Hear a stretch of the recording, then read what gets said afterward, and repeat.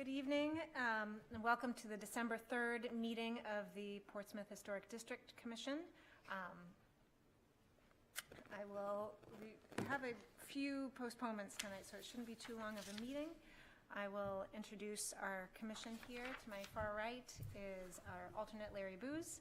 Good evening. We have our second alternate, Susan Strauss. Good evening. Dr. Dan Brown. Good evening. Martin Ryan. Good evening. Our vice chair, Margot Doring. Hello. I'm the chair, Reagan Rudig. We have Isaac Gilbo from the planning department. Good evening. Rich Blaylock, our city council rep. Good evening. Joy Kurth. Good evening. And David Adams. Good evening. All right, so the board's action in these matters has been deemed to be quasi-judicial in nature. If any person believes any member of the board has a conflict of interest, that issue should be raised at this point or it will be deemed waived. All right. Before we get into the approval of minutes, let's go ahead and go through the postponements. So our first request to postpone is public hearing old business B, which is the public hearing requested by Capital Security Financial Services owner for property located at 40 Market Street. It's about replacement of the front doors. We also have a request to postpone for C. I'm getting a feedback sound. It's public hearing requested by Peter and Morgan Caraviello, owners for property located at 366 Islington Street. This is another replacement of front doors. And then our two work sessions, new business. Work session number 1 is requested by Zucchini Crayon Trust, owner for property located at 77 State Street, Unit 202. And the work session requested by Christopher W. Avery, Revocable Trust, owner for property located at 30 Walden Street. So could I get a motion to postpone all of these until next month? So moved. Second. All right, all in favor? Aye. Any opposed? All right, chair votes aye, thank you. Okay, so let's get on to the approval of the minutes from last month, November 5th. Does anybody have any comments? Corrections, questions? No? All right, can I have a motion to approve the minutes? So moved. All right. Moved and seconded. All in favor? Aye. Any opposed? All right, chair votes aye. All right, and we'll hand it over to Isaac to go through our administrative approvals. Does anybody need to recuse themselves from any of these admin approvals? No? Okay, good. All right. So item number 1 this evening is 333 Marcy Street. The applicants here are seeking approval to replace the existing carriage house doors on their property. They are proposing to replace the existing wood doors with what would be a steel bodied door with a full wood exterior overlay. And I'll just show you, here's a photo of the existing doors here. They do swing outward. The proposed door would be a door that can swing upward for ease of use. Like an overhead door. Exactly. And then this is the proposed style with the 4 transom lights above each side. Isaac, do you know what sort of trim they're going to put around? I assume there has to be some sort of trim around the doorway that may or may not exist now in order to accommodate. Sure. The application did not specify.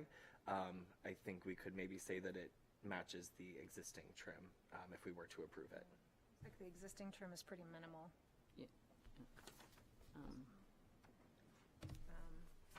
Any other comments? Is the faux hardware going to be applied? If so, that's not recommended. The proposed hardware here would be new hardware. They would not be proposing to reuse the existing. I'm talking about the iron handles and straps and things.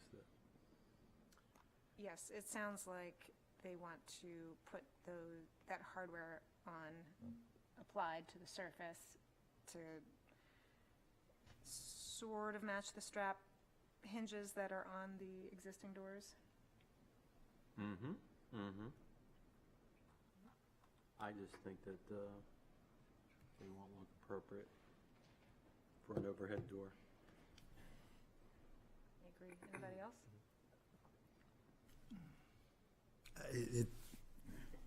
It's just phony. It's fake. Okay. We can put that in as a stipulation that they're not to use the strap hinge hardware on the exterior. Any other questions or concerns? There does, just to clarify an earlier concern, there does appear to be trim, 1x4 or 1x5 trim that surrounds the current door. It could be that they're going to fit it inside of that.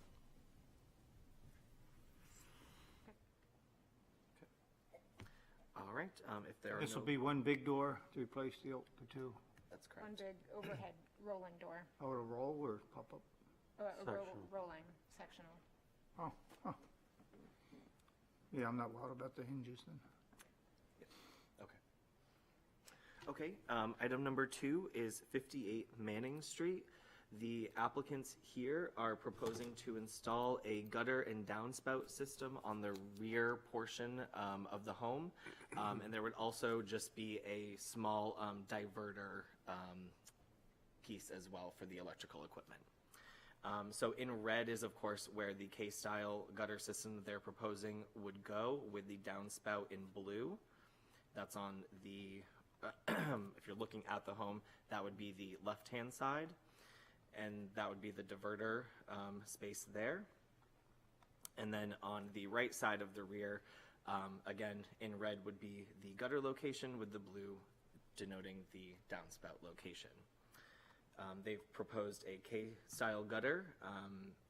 We have a cross-section here. And they have also proposed to match that to the trim and siding of the building, which is the same color.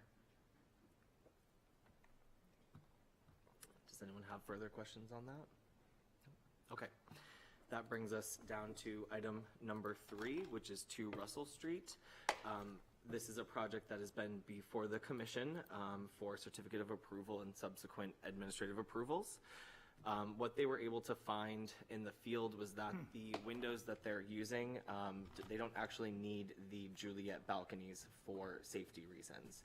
Of course, they would be not really operable balconies, so they are simply asking that those be removed from the overall original plan. Okay.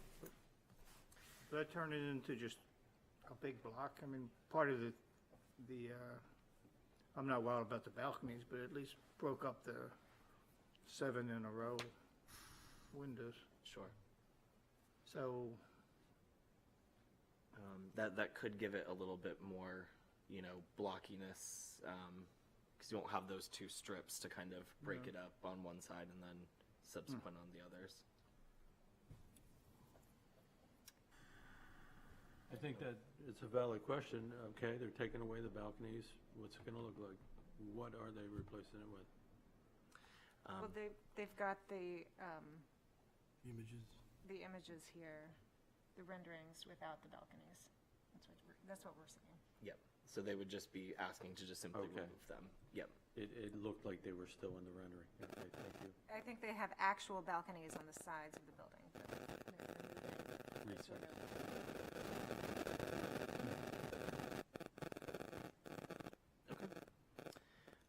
Well, if there are no further questions, we will move right on to number 4, which is 1 Rains Avenue.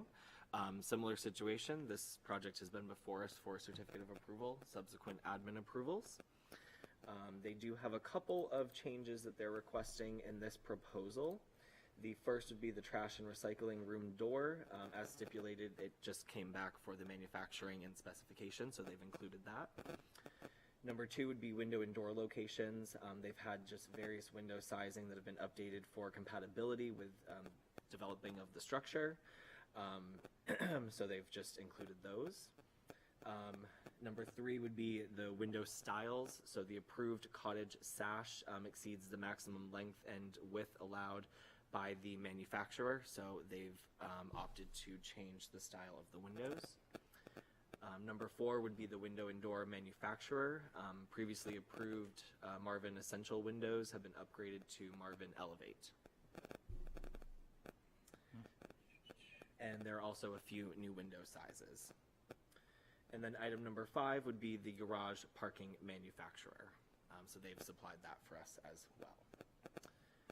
Does anyone have any kind of further questions about any of those changes that they're proposing this evening? Yes. One question on the parking change. Will that decrease parking spaces?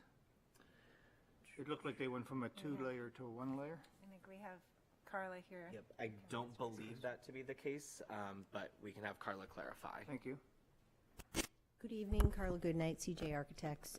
No, there's no decrease in parking space. Okay. Perfect. Any other questions for? How will you do that? I'm sorry, what? How will you get as many cars in without 2 levels? No, it's still lift parking. It's still a lift parking Oh, system. okay. We were I just thought that using was- a different manufacturer, and they had those lovely yellow pipe gates that were not really very well received, and now we're using a nice opaque metal product, which would be, I think, a great improvement. Thank you. Same on the inside. Thank you.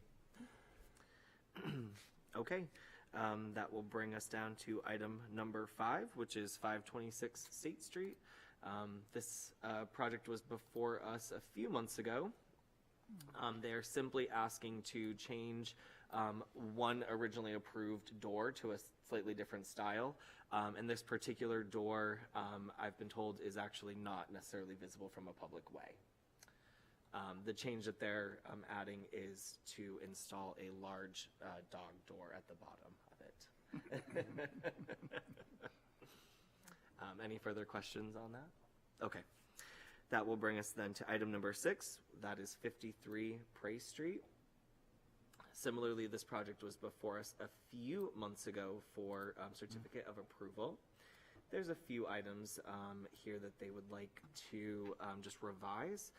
There's a change of the previously approved light fixtures on both the front and the rear of the home, so they've supplied a spec for the new fixtures. New light fixtures for the garage, boathouse, and at the roof deck that was approved.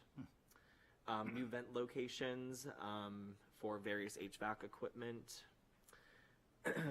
A previously approved window to be shifted for alignment purposes. A previously approved door just to be taller and shifted as well. And then lastly, to repair and refurbish in kind any conditions identified as compromised or failing as part of those several efforts. And any questions on the different light fixtures or the slight shifting of window alignments or doors? No? Okay. That will bring us down to item, excuse me, number 7, which is 164 Daniel Street.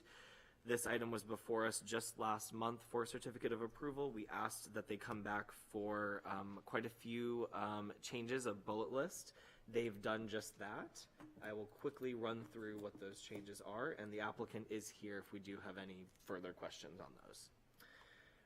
So they came back for 5 sort of different things that we'd asked for. Number 1 being that the dormer window size be reduced. Number 2 was that also the face of the dormers were sort of removed back and sort of smaller in scale.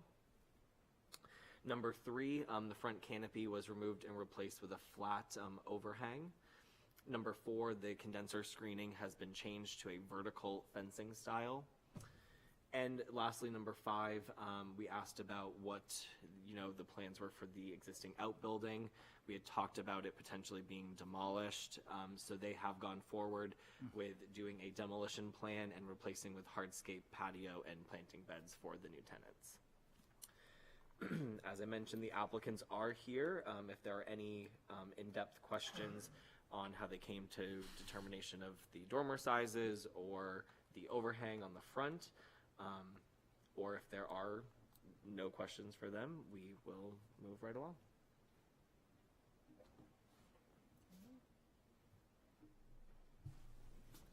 Okay, Nice work. great. Then that will bring us to item number 8, which is 232 Court Street, unit number 2. The applicant here is seeking approval to install an electrical vehicle charging system. Let me get this a little closer. So the charger itself, it's a little hard to see, but would go standing right in this location, so it would be visible from the public way if you're walking by. The reason for this location is that happens to be the deeded parking spot for unit number 2, said owner of the electric vehicle. And then we have the actual charger here. And as I'm looking at this now, I don't see that it says exactly how it will be installed, whether that's on a metal pole or a wood post. So we could stipulate one way or another if we felt strongly about that.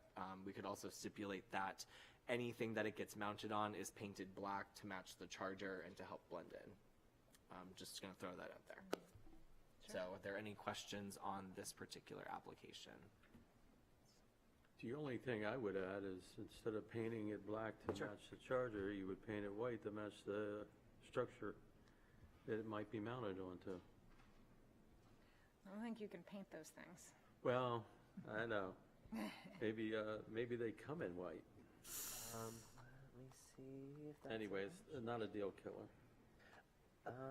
well, I see that there's a color black or a color avalanche on the spec sheet. I'm assuming the avalanche would be a white. Be snow and avalanche. So, if that was something that we, wanted, we could potentially stipulate that they go with the avalanche and then a white post. That'd be great.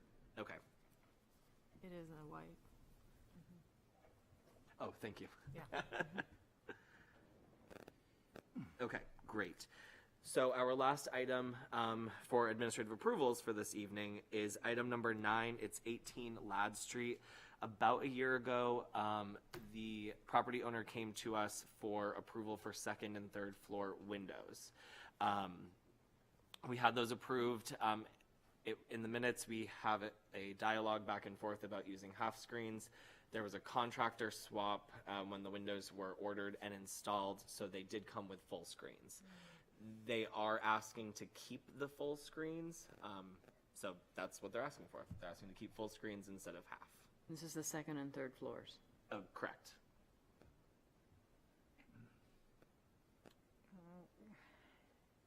Especially since we often like the half screens to see the details of the windows, and these windows don't have much in the way of details, so I don't think it's going to make a huge difference.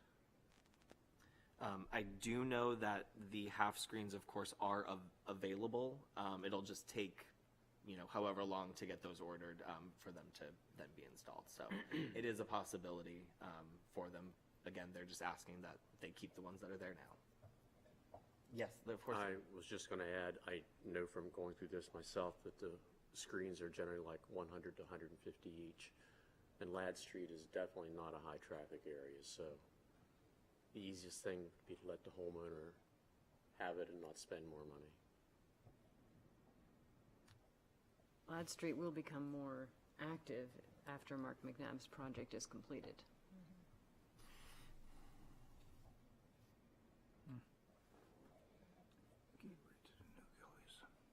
Any other thoughts?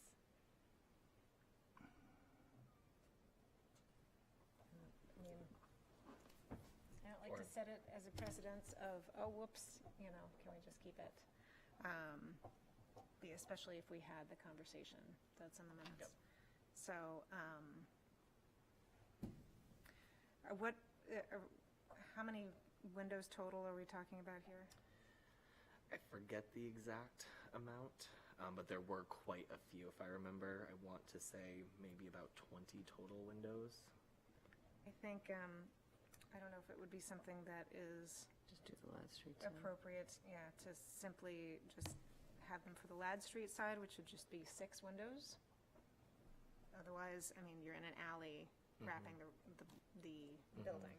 So, I don't know how other people feel about that. Yeah, we could stipulate that just the Ladd facing windows be half screens. That would provide some sort of compromise between the sticking point and the tradition of the commission. Okay. Okay, so I will jot that down as a stipulation. Okay, well, I will just quickly run through these one last time. So back to the top, we had item number 1, 333 Marcy Street, and we have a stipulation that the applicant will not use the proposed hardware or hardware at all. Fake hardware, excuse me. Item number 2, 58 Manning Street, no stipulations. Item number 3, 2 Russell Street, no stipulations. Item 4, 1 Rains Avenue, no stipulations. Item 5, 526 State Street, no stipulations. Item 6, 53 Praise Street, no stipulations. Item 7, 164 Daniel Street, no stipulations. Item 8, 232 Court Street, unit number 2, we stipulated that the applicant choose the Avalanche white EV charger option and use a white colored painted post.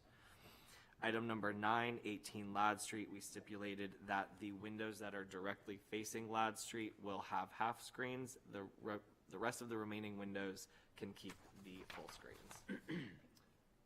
Great. Make a motion to approve the administrative approvals with the stipulations that Isaac has listed. Second. All right, any discussion? All right, all in favor? Aye. Any opposed? All right, chair votes aye. Thank you. You have all those admin approvals done. All right, moving on to our first public hearing.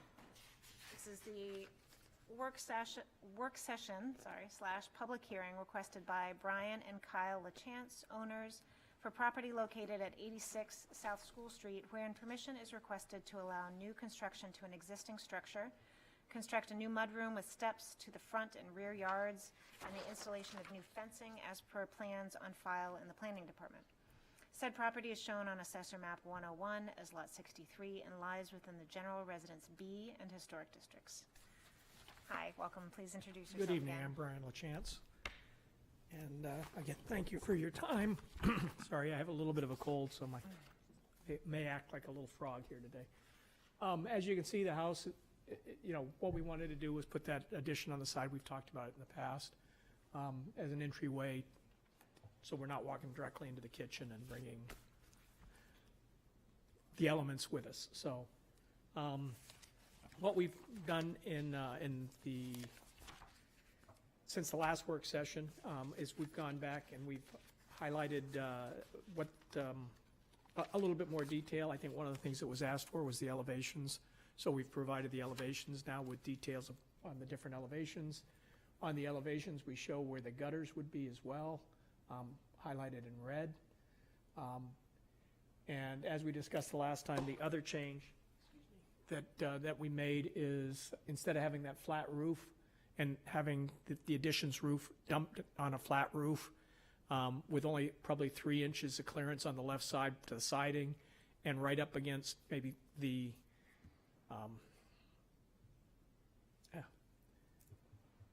wood fascia board of the roof. All of the contractors we talked to said that was just you're just creating problems. So one of them suggested that we just extend that roof line down to cover the stairs instead. And then when you look at it, I think it actually equalizes out the house a little bit nicer and gives it a better look. So as you can see, instead of going to a flat roof, we now have that roof extend, providing the coverage. There'd be a gutter on the front of it. The other good thing about this is it also keeps the front entryway the focal point, right? So now we're not competing with that and kind of, I want to say mimicking the style, but trying to mimic the style. We're basically keeping that as the focal point. The other things that we talked about, we got more specifics on the deck and the deck materials, and we want to go with the composite materials for the deck to match the house as closely as we can from a color perspective. And also the gutters, we went with the K-style gutter, and we want to try to color match that to the trim as well. It'll probably be an almond color. The trim's kind of a yellow cream color, but it looks pretty close from what we can tell in the samples. So we gave front and back views of the doors. So if you went just up, this is the inside of the door, which looks more like the outside, but they never painted the inside. The next picture is the outside of the door. This, you can see they took the trim off of it, so it doesn't have the raised trim. We intend to put the raised trim back on it so that it'll look much more like the front door and the interior of the door. So that'll come back with, you know, a little raised trim around the panel. And then in the back doors, this is the inside. And again, you can see the nice raised trim. On the outside, there's raised trim on the back as well, except for the screen portion is a flat bead. On the next slide, you'll see that it's a flat. Again, we're going to try to do a raised trim around the screen itself so that that looks much more like the raised beads around the flat panels. And we just think it will, you know, carry the character of the door a little bit better that way.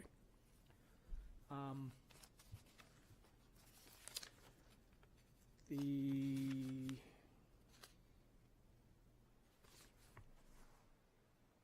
measurements, we blew up the measurements because there was complications or difficulty reading some of the measurements. So what we did is we focused in on the measurements on the addition area itself and on the back porch area itself, so that the measurements are much clearer as far as being able to see the measurements of the proposed areas, if you will. Any questions on the package or what we've changed or added?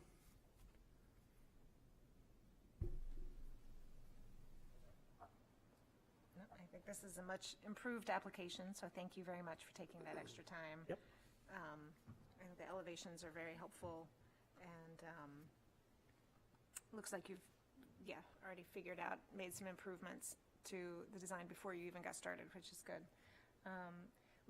This is a work session / public hearing, so if there are any discussion points that people want to bring up, do them. No, I think this is a good project.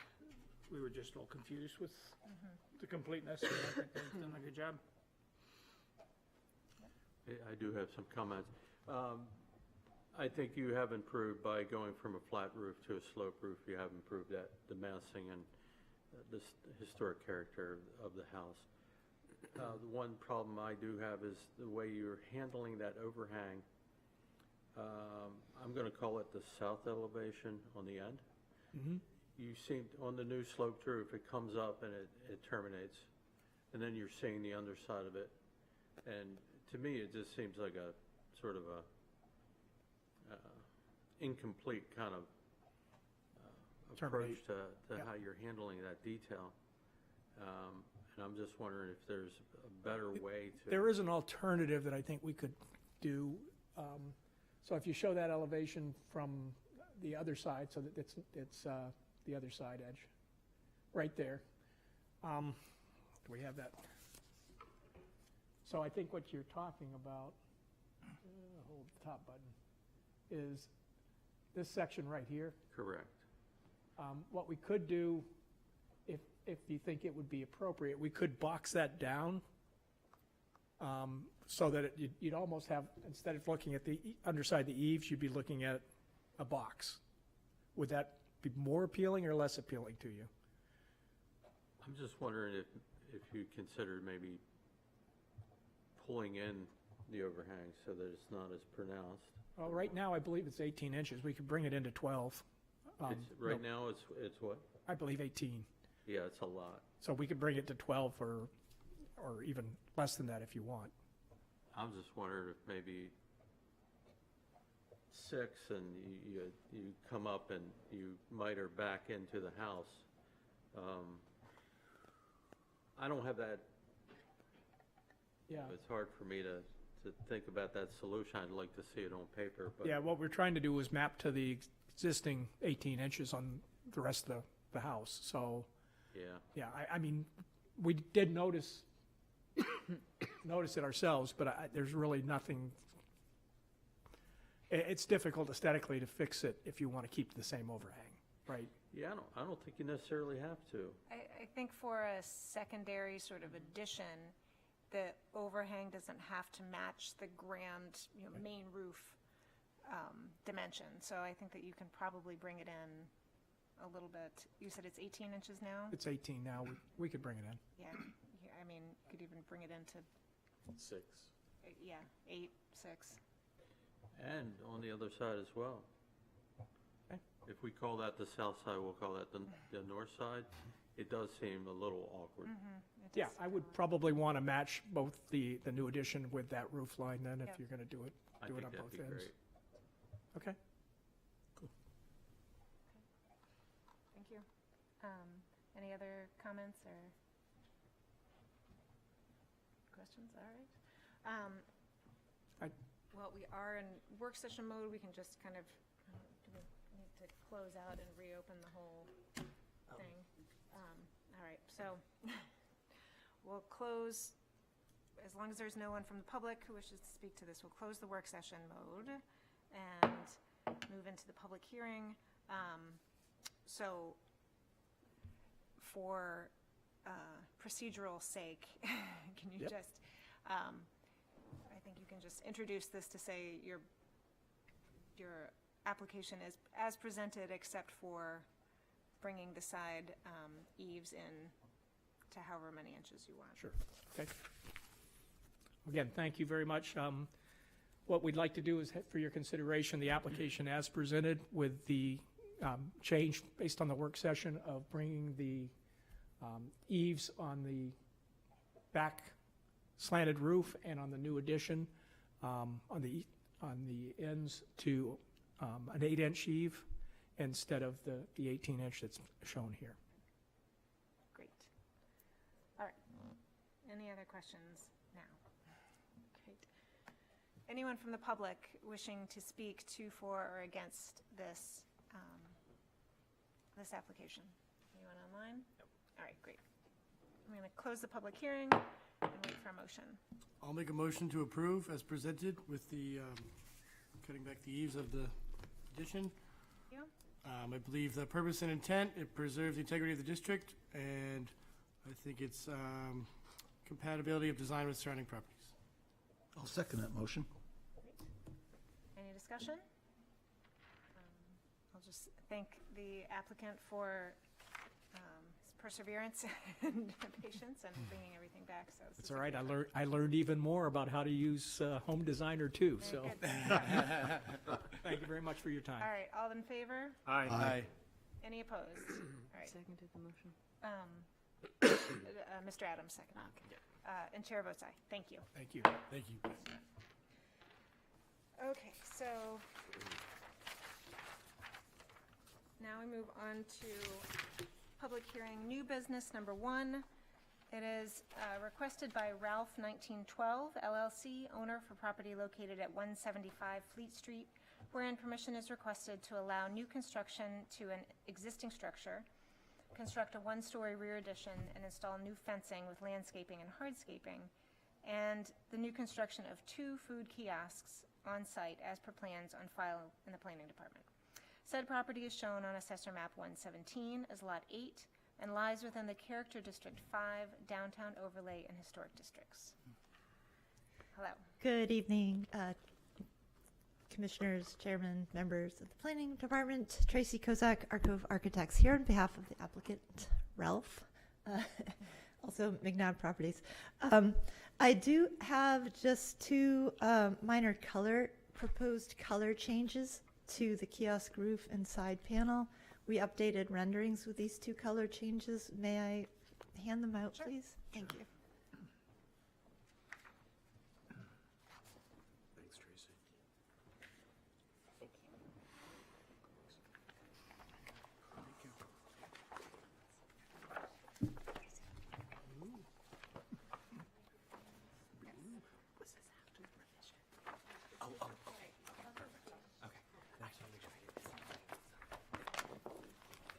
Thank you very much.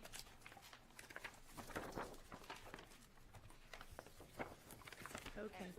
A bit of history on our application. Normally, we would do a work session for something like this, but it started out when we first applied, it was just a bathroom addition behind Gillies, very small.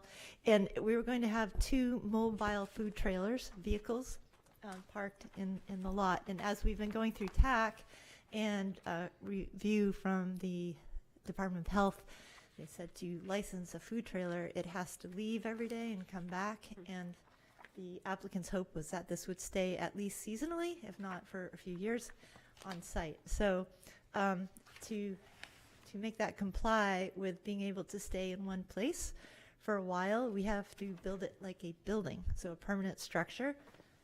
So the food kiosks are meant to resemble a trolley or a food truck, but they are permanent buildings with a foundation, and they meet all the applicable building and health codes.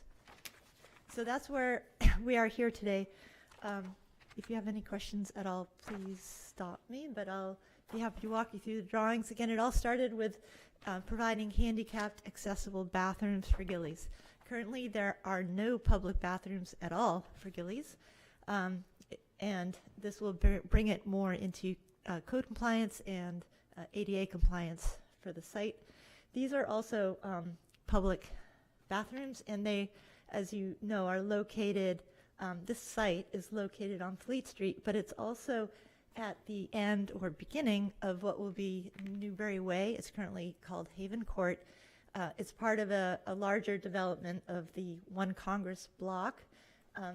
The goal of this whole site is here to sort of anchor and activate an entrance into Newbury Way to create an enhanced pedestrian way that's accessible. The steep grade, the slope of that hill that's there now will be lowered just enough so that it will be handicapped accessible all the way from Fleet Street to High Street. And then from High Street, of course, you can go up Ladd through Commercial Alley to the McIntyre. So the goal is to activate this pedestrian way and to have this feature plaza, a food truck plaza is the concept. At the entrance to Newbury Way. And so you can see on this, before we leave this drawing, the big rectangle in the upper right, that's the kitchen of Gillies. That was added probably about 10 years ago or so.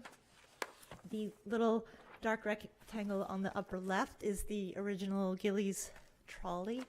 As you probably all know, that used to be parked in Market Square. And they would give it a parking ticket every night because it didn't move. Same problem there. So we would like to add 2 new food trolleys. We're calling them food kiosks on the left and on the right. And then the bathroom additions you can see on the right, which is behind Gillies, between Gillies and the High Hanover Garage. There's also a few little site elements. There's a transformer shown on the lower right. We don't know exactly the size of that transformer yet, and we're not sure that's the precise location, but we think it'll be around there. There is a lot of coordination going on with the city, DPW, for the improvements to Fleet Street, which are ongoing over time, and also with Eversource. This Newbury Way, as well as being a pedestrian way, will serve as an opportunity for underground utilities for the city to run between High and Fleet Street. So the transformer is there as a placeholder. There is some screening proposed. It may shift a foot or 2 here and there, but in general, we're thinking it's in that location. One last thing on this page, on the very top of the page, that is also that property line at the top borders the High Hanover Garage. And there is a wood cedar fenced area in the back proposed with gates, and that would visually screen trash and recycling totes. They would be able to be used not just for Gillies, but that area with a keypad secured lock. I think that's it for that page. And the roof plan. So the dark gray is existing, the light colored areas are the additions, and that would be a curved metal standing seam roof. And these are the elevations. And just to point out the color changes that we handed out, what you see it for the red walls, the two kiosks are shown in red to match Gillies red, but the applicant would like them each to be their own color. They will each have a different food vendor in them. Right now, we're thinking of a seafood entity in one of them and perhaps a Mexican in the other. There are no specific vendors chosen yet, so when there are food vendors assigned, we will probably come back for very minor things like an HVAC vent, and most likely some custom signage and art murals painted on the kiosks. So that's the Fleet Street. That's what you see from Fleet Street. This is the side facing Newbury Way. So Fleet Street is on the left. And this is the back of Gillies. Those are the new public restrooms on the right. And on the left is Food Kiosk 2. And in the far background, faded, is Food Kiosk 1. And this is a view from the trash corral. Looking on the left is the bathroom addition. There's a door to a custodial room facing the trash area. There are currently some gas meters on that side of Gillies, which we propose to relocate to the back of the bathroom addition facing the Hanover garage. The two food kiosks, dimensionally and fenestration and detailing, they're essentially identical with one difference. Food Kiosk 2 has the door on the side, and Food Kiosk 1 has it on the end. And that's because of the site layout with the transformer. There is a rounded skylight with a canopy that stays open. That is one of the areas where they could have condiments and supplies and paper plates and such. And the short end with the round top window is the actual transaction window where people would order and pick up their food. View from above. And that's the bathroom addition. One note here that we are showing two wall sconce lanterns. We would not be proposing those. We would like to omit those from the application. What we do have in the details of your package are recessed linear LED wall sconces that are concealed in the trim, and the idea is to provide uplighting under the soffits and at the corners. So you'll get some illumination on the site and on the features of the building, but we don't want to have light fixtures as objects stuck on the walls. View from Fleet Street. Again, note the colors are proposed to change. And that's a detail of that corner recessed light sconce. And the finish schedule. And the next several pages are cut sheets of the finishes. And the only ones that are proposed to change, again, it's just the color of the roofing. We had proposed the royal blue, but instead we would like to propose, I think it's called jasper, which is a copper color. It's not real copper, so it would not weather in patina, but it does have a three-dimensional metallic finish to it, so you would get different refraction of sunlight as you walk past it, so it does appear metallic. That is the fiber cement panel on the bathroom addition. It's basically white to match the white that the upper walls of Gillies already are.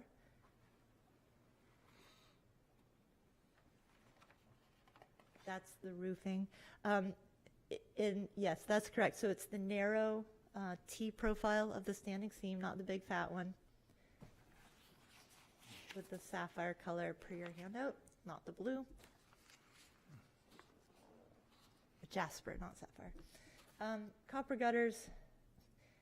Actually, this is not the right that's the profile we were showing on the bathroom addition, but as we got into detailing the food kiosk, this is kind of one of our favorite details.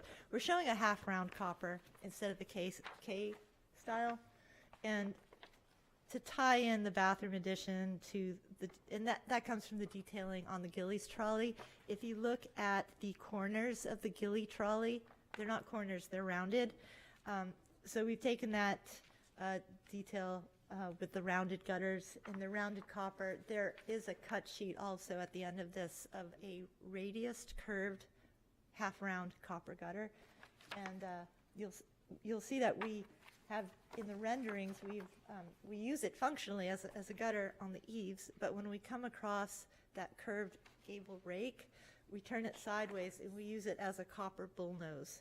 And then it miters with the gutter at the corner and goes to a round downspout. So gutter as trim. That's the doors at the bathroom and custodial room behind Gillies at the addition. Just a flat metal panel.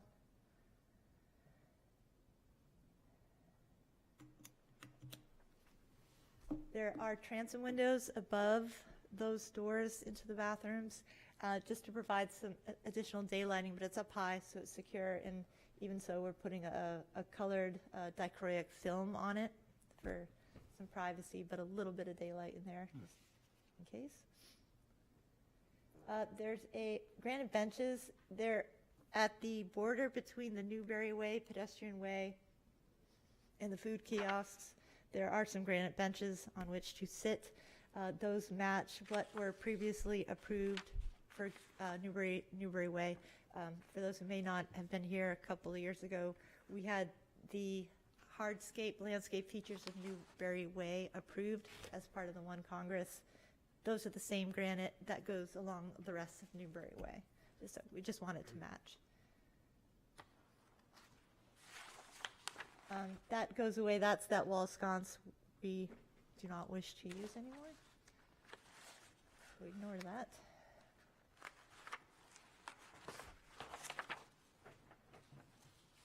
There are two light poles shown between Newberry Way and the entrance into the food court. They're just simple light poles, and they will hold the cables that hold the catenary wires that hold the hoop lights that match what was previously approved down the length of Newberry Way. Black, painted black. There are two handrails proposed on the project. One is next to the bathroom addition on the back, and it's the service stair into the kitchen. It would be a railing. That's a Peter Happney railing, but it would be a wrought iron to match that sort of similar feel. The second location is the steps that go up into the Gillies trolley itself. Now we want to replace those with something that's a little bit more accessible dimensionally and with proper railings, so it would match as well. And that would be, we're showing metal stairs on the back, I believe, of the addition. So we're not proposing the brick and granite. That's shown there.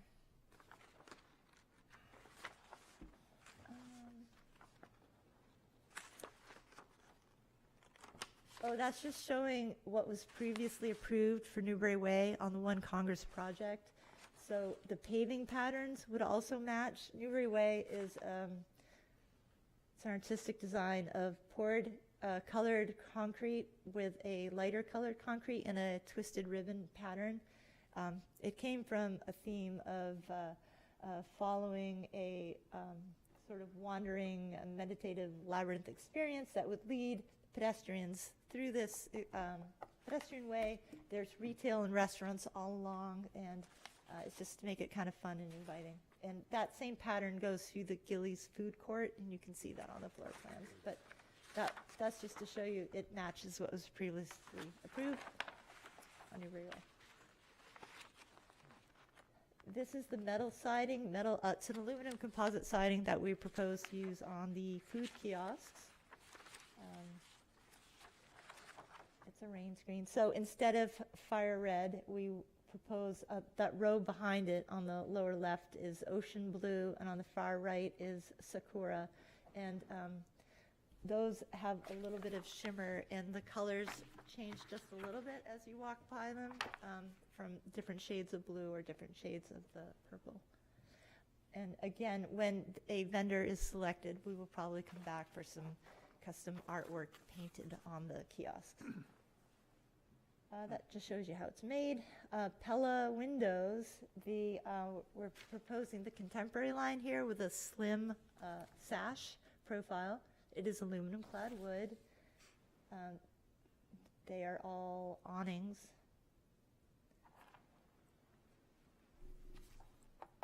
And the color there, I think it's called brown. It's like a dark bronze color for the aluminum. There it is. This is the proposed door into the food kiosk. It's a round top door with a round window, solid wood.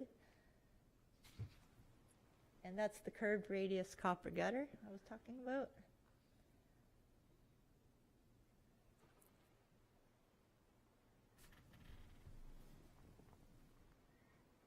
Is that the last page? That was the last Okay. one.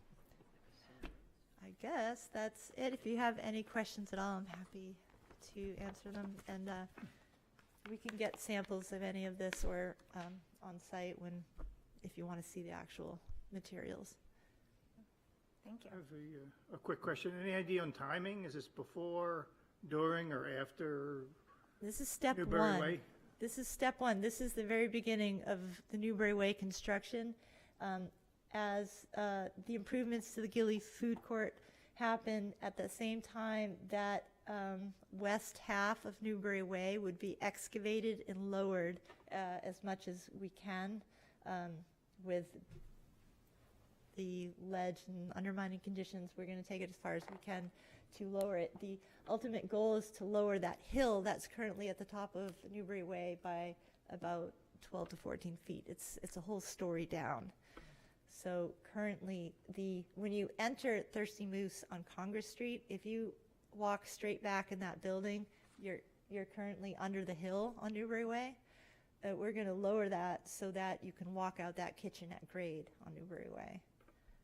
We're working with the planning board and the city right now to coordinate all the technical logistics of that. You're sort of starting at the bottom and working your way up Yep. as the top and coming Right. down? So Or simultaneously, or? So the grading happens in the beginning, but I will say that there will be a temporary binder coat of asphalt while the city and DPW figure out the utilities that they want to bury under there. And once we know what that all is and all the other construction is figured out, one of the last steps will be putting that finished red ribbon of concrete in there. Thank you. I just had a quick question, which you used to ask a lot, but do you have an archaeologist who's going to be working with you in the city as you excavate all of this and bring it down? 'Cause We don't on this area. We know that it's ledge. There was the Samuel Haven House on this site, but it was further back towards High Street, Congress Street. This area was always kind of an access way, and where J.J. Newberry's is now used to be the state, well, after Samuel Haven left the neighborhood in the 1700s, it became kind of the stable yards and the horse taxis of Portsmouth. So there is a really cool history of it being the livery center of Portsmouth, and then when the automobile came, it turned into a garage, Hislop's Auto Service, I think it was. But right in that area, right on the edge of the property, where we're excavating the hill, we don't expect to find, that wasn't where the footprints of the buildings were. Sure. But it's been a road and a way for a while, so I just throw that out there as you will find things as you dig down, and it would be, I don't know, just heartening to know at least that it's not just being all dug up and thrown directly into a dump. If you have somebody on site who has an eye towards finding some things, or at least doing some documentation and retention of any finds could be great to display in some of the buildings that you're building or something like that. Yeah, we did that at the Treadwell project, Yeah. and I just got the nod yes from Yeah. the applicant, so we'd Yeah. be happy to do that. Thank you. All right, sorry, any other questions? Yes. Yeah, a couple here. The two accessory buildings that you're going to add, I mean, they are consistent with the size and shape of Gillies, so that's good. Are they going to be operated separately, or will they be operated under the Gillies umbrella? Completely independent. Do you want? Okay. 'Cause what I was getting at was the great thing about the Gillies is if you can maintain that color scheme for everything, because the street view, as you come down the street on one of your renderings here, I think it's G3.2, the proposed blue building, you're not even going to see Gillies until you're pretty much right on top of it. So at least if your proposed buildings keep the same color as Gillies, at least it has a consistent theme. Hi, Mark McNabb. We go back and forth on that. First of all, I'll address the operation. No, this will be one operator. They will not be separate. It's all under Gillies' umbrella. There'll be three different, Gillies being one, there'll be two different food choices. It will be one ownership, one lot, though. We feel that's important to control it, run it, regulate it, the bathrooms, the seating. The reason we don't know what the food venue is because there needs a fair amount of research and a fair amount of checking before we say, hey, it should be a seafood, or hey, it should be a falafel, or whatever. From that process, different venues have different color branding. That can be done in artwork over a constant color body, and it can also be the theme of, mobile food trucks where you're totally different. You're not trying to match, you actually want it to pop differently. I really can value both. I think that what I've enjoyed why we're doing this is when I've seen them all over the world, they're their own separate, unique, you're not trying to tie them. So the scale here was the most important to us, and having it, instead of putting up a 4-story building here, which we could have easily done. So I think the colors will be to be continued because we just don't have that brand yet to know, which could easily influence it. I'm not opposed to that at all, though, the same colors. No, I got that. But you have been consistent with the curvature of the roofs, and I think that's great. And I guess the better view for my comment would have been the handed out sheet G3.3. But it just stood out to me that if it is all Gillies, then if you keep the same colors, then it's definitely Gillies. It'll be common ownership, so that it's controlled and run as one entity, but they will clearly be different food venues. Mm-hmm. Right. No, obviously, right. Else? Yes. Mr. Ryan? This is a lot to take on, so if I ramble, please forgive me, I'm sort of caught by surprise by these new renderings. This is a very iconic part of our town and has been for decades. And the character of Gillies is such that, it's a sort of a blue-collar location. It's a place to get a hot dog after drinking all night. And, people appreciate that, and a lot of what people are concerned about is that they're being priced out of Portsmouth. There's no place for them to, to go anymore. And so I'm looking at this, and it looks incredibly artistic and gentrified. And I think you have the scale down. I like the elements, but the character, I think there's a problem here. And the fact that we only have a or a public hearing on this and not a work session is a little troublesome as well. So, given all that, I'm just worried about what I'm seeing in terms of the character and the style. There's a lot of electric blue and disco-y kind of elements that are just kind of foreign to this entity, this icon. So maybe you could speak to that. I think I would have liked to seen this go into a work session where we could have discussed these a little further. Do it now. And Mark will attest to our marching orders on this were to keep it working person food. And we started out with just the trailers, like you would find anywhere. We were referencing the food trucks in Durham as just, commonplace food trucks. We found we could not do food trucks unless they left every day. So, And is that sorry to interrupt, is that a Portsmouth thing? Because I don't think the Durham food trucks don't leave every day, do they? It's a Portsmouth thing, yes.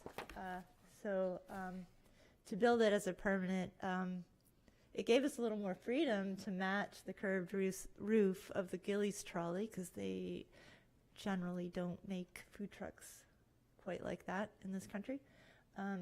But other than that, they're modest, they're tiny. It's a tiny kitchen. It's not going to be serving filet mignon. It's tacos and fish and chips. It's still street food that you take in a paper bag and you walk away. The colors, as Mark said, are kind of up for grabs and subject to change. Perhaps we come back at a later time when the food vendor is decided with an actual palette that we know about, because we just we're taking a guess right now. But we are trying to keep them small and simple in form, yet respect kind of the whimsical nature of the Gillies trolley, which is unique in Portsmouth. You don't see that. It's not a brick box. It's a trolley, which is kind of cool. So we want to keep that element of fun and discovery. One of the things we notice is that it's hard to find Gillies when you're walking from Congress Street and Market Square and you take a look to the right down Fleet Street. You can't see it until you walk that way, and then all of a sudden it's there because it's set back from the sidewalk more so than the other buildings nearby it. So the food kiosk 1 is closer to the sidewalk, and we would be able to put some signage on there so that people on Congress Street could see a sign poking around the corner and maybe the edge of a curved roof, and they might be more inclined to walk down the street and see what is that cool little curved roof thing. And then they'll find Gillies and the other food opportunities as well as the seating area. Does that answer your question? Well, it's about character. Yep. And I'm just thinking that you missed the mark on character. I think, like I said, I think the tougher things, scale and massing, I think you got it. I think, the barrel vault versus the softer arch of the Gillies, it's a little, a little difficult, but it's the characters, the colors, it's the detailing. It looks, and the flower boxes, and it just, to me, it misses that mark of the, of what this has been as an icon for the city. It's a blue collar place. It's hard scrabble. It's a little bit, A little shabby. I'm sorry? A little shabby. Yeah, and, that's missing. Well, we want to keep the elements that we think are the essential character of the Gillies trolley. But the things we are getting rid of are the barbed wire and rusted chain link fence. The big concrete barrier blocking Newbury Way. We do want to clean that up. I think that is what speaks to the design. I get the startling aspect, but you have to remember that the food truck concept would have been far shinier, far more disco with food truck. They're Airstream, they're stainless steel, food trucks when you see them. City of Portsmouth allows food trucks. We just would have had to take them out every night. They could be 2 food trucks there. There's part of the pass that has been well done and alike, and there's part that's leaving. Right now, we're a dumpster in the parking lot with a huge dumpster corral. We're a barbed wire fence on a retaining wall, and we're a parking lot with asphalt. I don't value any of those. Those are all gone, and they will be replaced with some type of planters and some type of continuity that fits into Newberry Way and that area. But within this scale and within this change, there is a change. But I think that that change, by keeping the scale the same as Gillies and respecting Gillies, versus putting up a building and getting rid of a parking lot and dumpster, it's good stuff. I never liked the colors that Tracy depicted here. I've had a problem with it from the beginning. So the colors, I think, really do us disservice. You know, the copper-looking standing seam roof, essentially copper, and the metal and the shapes and the round window and the door. I think the scale's perfect. I think that the colors and what the actual food venue is in there, I would be surprised if these things don't have a lot of artwork. I mean, that's typically what they want. That's like who they are. That is like working class. That's like when you go to any modern city, London or Paris, you'll always see these food trucks. And they will be, by nature, shiny, discotheque, you know, because they're just that way on food trucks. We just happen to be less shiny because we're building structures, because we're not a truck. But if these were trucks, they would actually be far bolder than that. So I think just the little change is startling, but I don't think any of us should really mourn the parking lot and the dumpster and the chain link fence going away. And not having any bathrooms for anybody. So that what goes along with the late night drinking, because I had been there before, is you'll just go urinate outside behind the back. So, I mean, that's not what we want. We're adding public bathrooms, and so there's change. It's not the same as it was in the 70s. We don't want that, quite frankly. But we do want to celebrate Gillies, and we want to frame it, and we want to replicate the scale of that.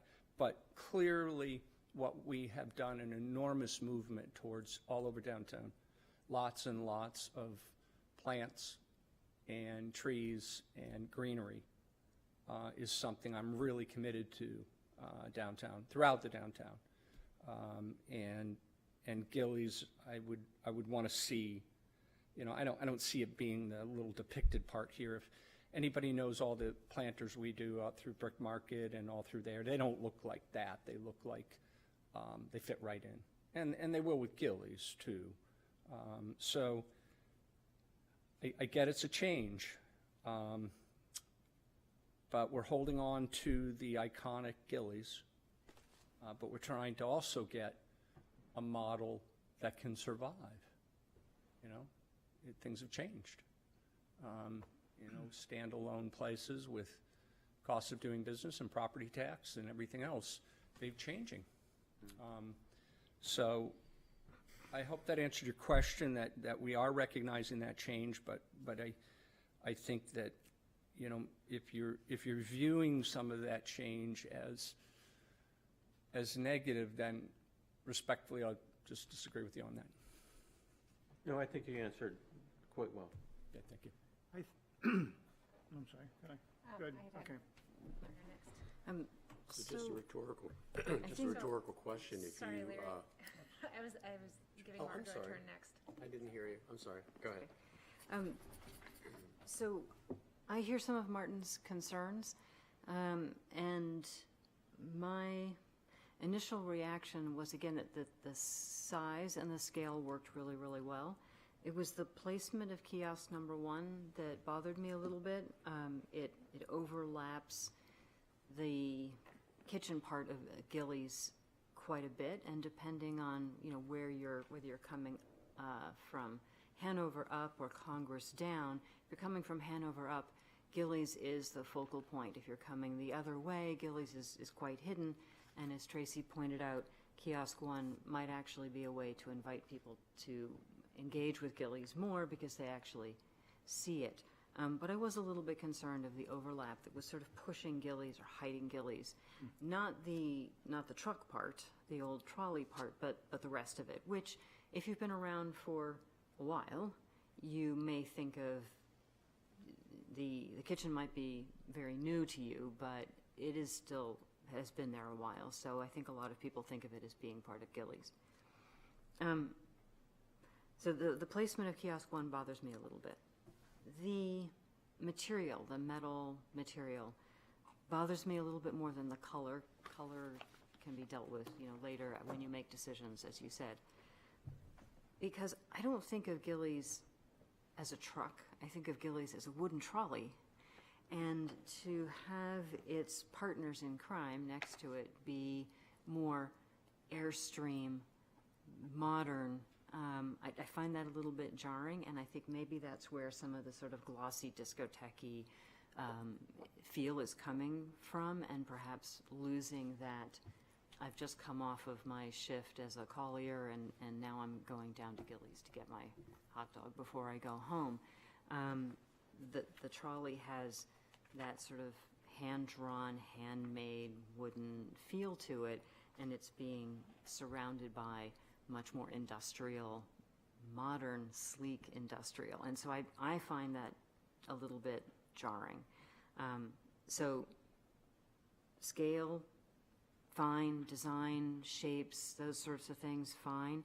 I'm just a little bit worried about that placement of that first kiosk and the juxtaposition of these materials with the materials that you have at Gillies. And even though the kiosks themselves are small and in scale to Gillies, the fact that there are two of them, I think, needs to be considered. Is having two on that site going to overshadow Gillies? And the answer might be no, but maybe if we move them around a little bit. So those were my concerns. I don't have answers. I just have concerns. No, actually, those are good points. This is a puzzle that's a little more complicated, where because of fire codes we have to maintain 10 feet between all these ones. So, they're not at the luxury to just kind of like move them where we need this 10-foot separation. And I like to look at it the other way. It's actually celebrating the kitchen of Gillies, because now there were cars parked in front of it, but now you have tables and chairs right outside the dining room where you actually can take your hot dog and your hamburger and go outside and eat and be right there. You couldn't do that before. It was a parking lot and there were cars. So by keeping these two further away and creating a courtyard outside of Gillies, you actually create a skirt all around Gillies of these bistro tables that allow you to bring something outside, where it was hard before because it was just a parking lot. You either had to go inside or... So that's our way of celebrating Gillies, is to actually separate them away from Gillies. And again, I think that they're so small, they're much smaller scale than Gillies. It can be difficult to accomplish that with wood. That's one of the problems with it. Colors you can, but once you start getting the size of a truck, like a food truck, it becomes kind of hard to build a shed out of wood and not make it hokey on the other way, where that if you have some scale to a building and you can create wood trim and make it successful. So the size of them really speak more to a different material to accomplish those more effectively. We're not after shiny, though. So any looking at colors that pop like that, that's not what I'm after. I am after the quality, though, of a standing seam metal roof and metal. By the time you have windows and doors and a window to take food out, you've sailed down that road of generally a metal type clad building. It's really hard to inject wood into that. Okay. All right. Yes. Thank you. This is a lot. Obviously, we've been thrown a lot new information just tonight. I like to study the information and kind of try to come up with solutions if I see any problems. But then I've kind of been thrown these different color schemes and different roof types and just, within the last 15 minutes. So I'm a little surprised. I feel like this is being rushed. I don't know what the rush is. I don't know why we didn't have a work session. I'm a little concerned that the new building is going to cover half the Gillies sign. So if you're standing across the street, you won't even be able to read the whole Gillies sign. That concerns me as far as character and just honoring Gillies. Gillies is a very special place and very special to all of us in Portsmouth. I understand the challenges with running a food restaurant. We don't have as many drunks running around late night looking for hot dogs at night. You don't have the sausage carts. You don't have all that stuff. Things have changed. I don't want the new buildings to look like cabooses that were built in 1940s if they're not. I don't want the fake history. I want the story of Gillies to be very easy to tell to an observer. Be like, oh, that's the old cart. Those aren't. They're not trying to fake it again. They're like right now it kind of looks like there's 3 carts there. I don't want a fake history. I want the story to be known, easy to read. I'm very happy that we're improving Haven Court and in this area. But those are my thoughts for now. Larry? Yeah, a few things, just to repeat what some other my fellows here have mentioned. The scale and the lack of massing, I think, is really good. Looking at the picture there, the curvature of the roof, I think I mentioned that last time I said something. In support of what Margot was saying, if you pull building number 1 back to be such that the end of it is in line with the long side of building number 2, do you have the 10 feet or not? So that's perfect then. So building number 1 could come back. That would address Margot's concern. It would also address Rich's concern regarding the sign of Gillies. And I think that would buy you also kind of like a central, here's a bunch of tables and you can get food from any of the 3 places, just plop down there to eat. So that's my first comment. Second, Gillies has square doors and square windows, and a couple of these are like porthole windows and round doors. And if you keep consistent with Gillies, I think, and have square doors and square windows, where that one right there actually is like the porthole window in this end of building number 2, it would be even more consistent. But that's just my comments. I think your idea of moving building 1 towards Newberry Way and showing off more of Gillies is a really good idea, actually. I think I like what that would do. Yeah. Dan, did you Thank have? you. I like the idea that it's going to continue to be sort of takeout food, hand food.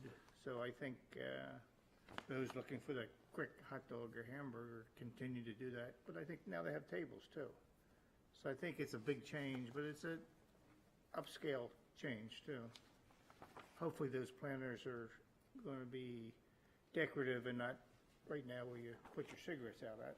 So I think all of Portsmouth is changing. It's hard, but I think these are good changes. Anybody else? Thank you very much.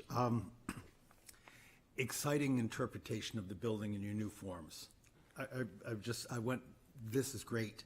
I do like the idea of moving the first kiosk to the corner, just to own that corner and reinforce the street that you're going through all this to create.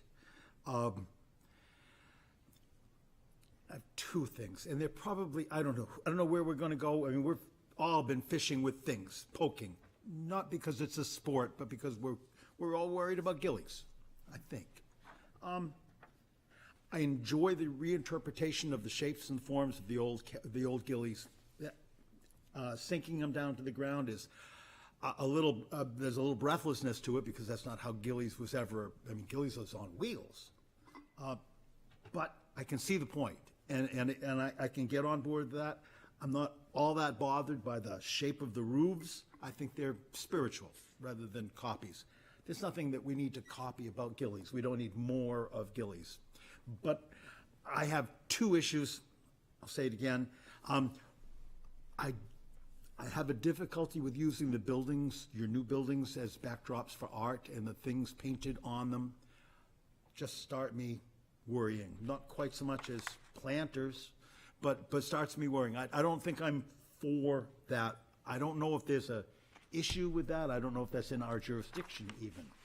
I'd hate to have to argue that one, but they're on the architect's plans, and so I look at them. Thank you. I'd still like to, I know you've done this job, you've separated your new work, giving it a new identity, but obviously relating where it's coming from and making a composition. And I can't help but think that Martin's right, and that bothers me on itself. But I think the colors are important, and I wonder if you'd ever consider just making it a uniform site color, that there's a color scheme for the site. And I wasn't really interested in a dialogue, but go ahead, sir. I agree with that. I'm Oh, fine no, with don't that. hurt me. No, This is a tough night for me. I've heard it from two now. I was on the fence on that. I'm okay with uniform color. I'm also okay with you just approving it with no colors so that the colors come back.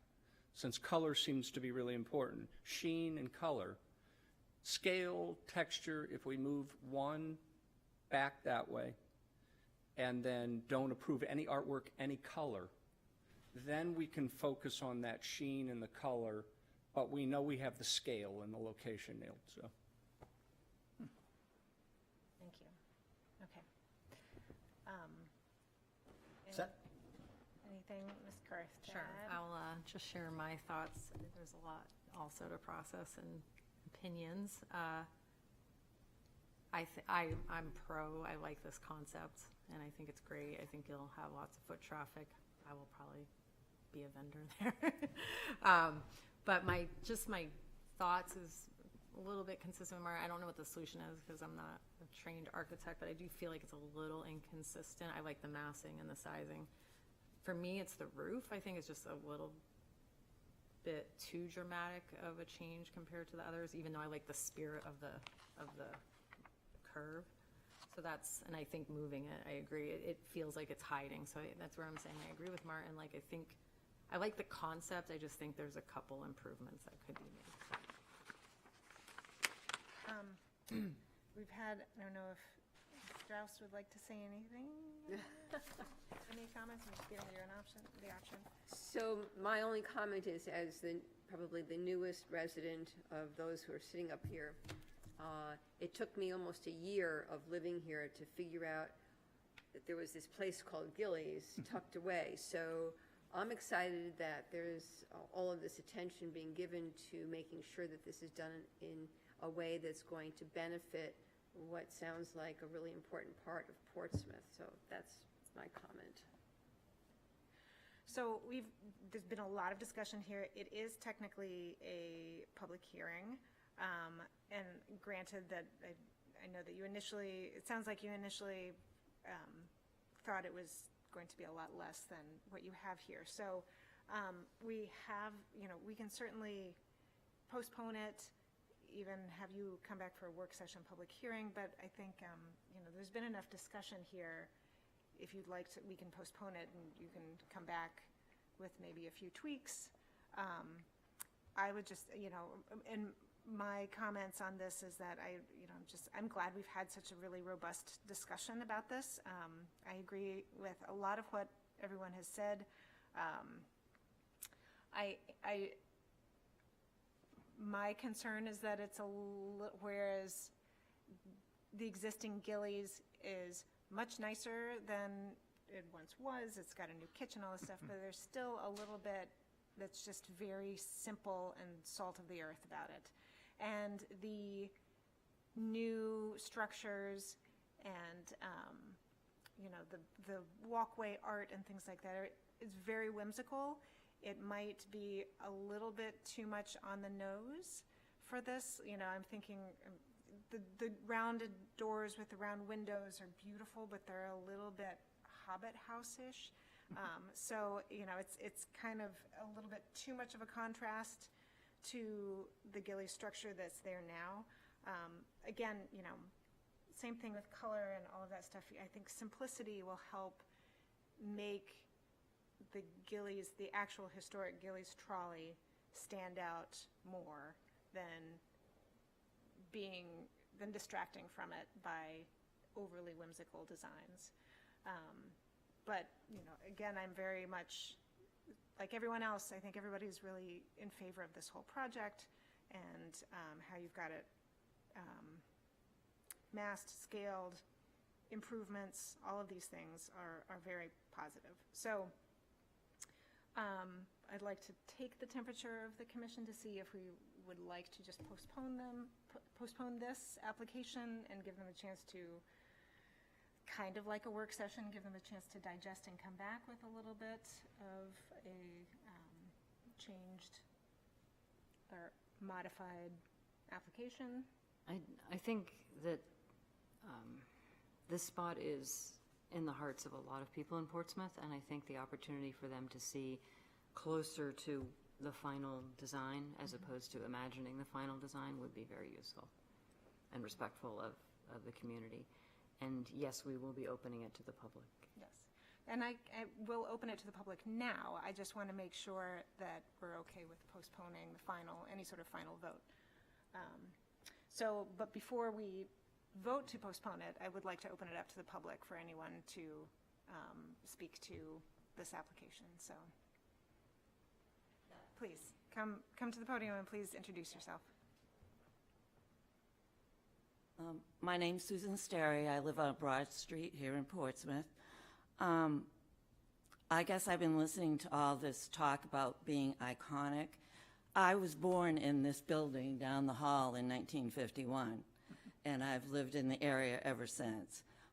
My first contact with the Gillies was with my father when he took me there when he worked at First National Grocery Store on his break, and we went to Gillies, and I was 10 or 12 at the time. I did eat a lot of beans, too, from Gillies. That cart with the truck was the iconic Gillies. The property that sits down on Fleet Street is not iconic Gillies. Once they got rid of the truck part of it and just sat it there in this ridiculous place as far as who's going to go there. I mean, I've always thought it's been an eyesore because Fleet Street is not that inviting. And you go down there and you see this red cart type thing with the building off of it. And like you said, all the other, not instruments, but all the other fencing and dumpsters and stuff like that. I'm going, who wants to eat there? Well, I haven't gone there. I've gone a few times over the years, but the people that eat there now are like my teenage grandkids, which one of them is in college. Their friends go there. They don't know who Gilly was. All they know is there's a cart down there where they can, at 11 o'clock at night or whatever, can go get, hot dogs and beans and something to drink, and they'll probably run into other college-age kids. So I really struggle with everybody tossing around this notion that it's iconic. Do I think it's worth saving? Absolutely, but I don't think we need to save it because it's iconic necessarily. I think what Mr. McNabb is doing is really beautifying, not just gentrifying, that end of town. I mean, it's a perfect connection to the port right across the street, and it certainly will perk up that end of the town and not make it look so run down, as I would say. So to me, this is perfect because we have Strawberry Bank. We don't have to make everything look absolutely the same as that small section of Gilly's original cart. colors or whatever, I mean, I don't have an issue with that.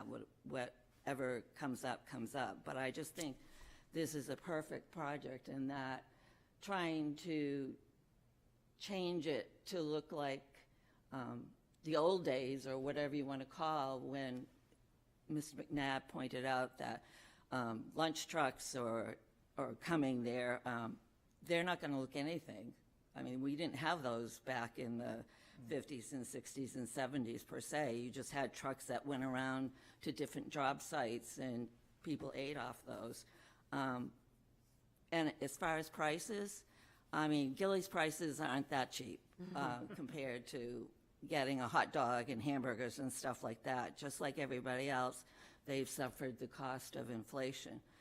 If anything else, this is going to become more of interest because it jumps out at you for all the tourists that we so desperately cater to in this city. So you're going to get a lot more traffic down through that end of town and more business in there just because of the tourist nature that we have for downtown Portsmouth. But can I ask a question and get an answer? Okay. Sure. I do want to know when you downgrade the Newbury Way, cut out that big hill and everything, what's it going to look like on either side with the buildings that have been there for years and have been covered up? Are they going to be like sore spots? You know what I'm saying? They're not going to be the same color as the rest of the buildings that are there. What happens with that? They have a design and it's been approved. They're going to be refacing the walls that get exposed all the way down. And I mean, basically the whole side wall there is going to be refaced and improved. The brick is going to be infilled, all that stuff. So the approved designs are on the website for the planning department. That's for Newbury Walk, right? Yes. Part of that. Yeah. I guess that's really all that I had to say because I knew Gilly, so.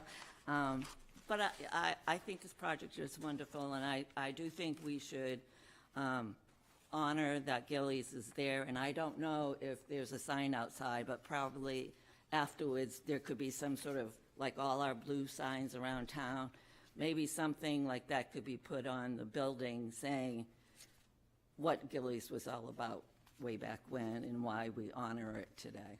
So, thank you. Thank you. Anyone else? Yes, please. David Loney, 296 Pleasant Street. I love it. I mean, I think there's parts of town that are still at great risk if the economy goes back down, which I think it's looking like it's going to soon. And to have this rescued, pay homage to what was there and preserve Gillies, I think it's an opportunity that we can't pass up. I mean, like it said, right now, concrete, barbed wire, and Gillies. Really? What a great thing. And it makes the eyesore behind it look better, the Hanover Street parking lot look better. So that's all. I like it. Thank you. Anyone else wishing to speak? Is there anyone online? I do have someone online, but I don't see a hand raised, so. All right, great. Great. I will then look for someone to, unless there are any other comments or questions, we'll have a motion to postpone this till next month? Or continue? Excuse me, not postpone, but continue. I'll make a motion to continue the project until next month, to give the applicant an opportunity to absorb what's been said and make a variety of changes so that when the application comes back, we'll have something that doesn't have as many questions in it. Second? All right. Thank you. All in favor? Aye. Aye. Any opposed? Great. Chair votes aye. Thank you. We'll see you next month. Super. And we'll see you right now because the next one is work session, so we can all go down to the table if you'd like. Work session, old business A, requested by Double MC LLC owner for property located at 134 Pleasant Street, wherein permission is requested to allow new construction to an existing structure, construct additions, and exterior modifications as per plans on file in the Planning Department. Said property is shown on Assessor Map 116 as Lot 30 and lies within Character District 4 and Historic Districts.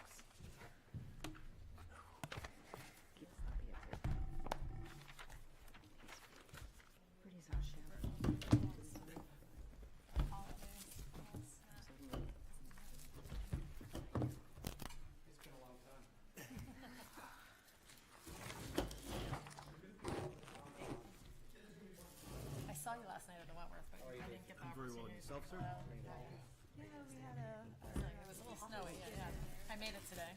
Probably not for us though, right? No, they are. Yeah, I just brought a bunch and made them. No, she said great. If there was any snack about this.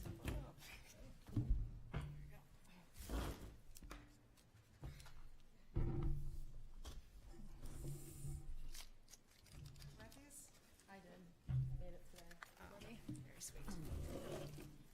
Passion brittle. If anyone has enough. We can. Maybe Postpone all it's of hard it. to get the right snap to the, like, it's either gooey or I burn it when I try it. They stay out a little bit longer. They got a little crisper. Especially made them today. So. Technically, we're not supposed to have food in here, so we're we'll not? just, I did passion fruit. it's okay. Take away holiday We'll treat. take it. Thank you very much for the gifts. Yeah. Okay, so, here we are again, 134 Pleasant Street. I'll let you present what you have for us. Hey, good evening, Tracy Kozak, Arcove Architects, here with the applicant, Mark McNabb, McNabb Properties. As you know, we've postponed this a few times as we've gone through TAC and some planning board comments. The big change from last time is we got rid of the bridge. As you know, it's an existing building with a drive-through, a bank, and we had proposed connecting a new building to it, and where the drive-through was, we were going to have a bridge with some apartments up above.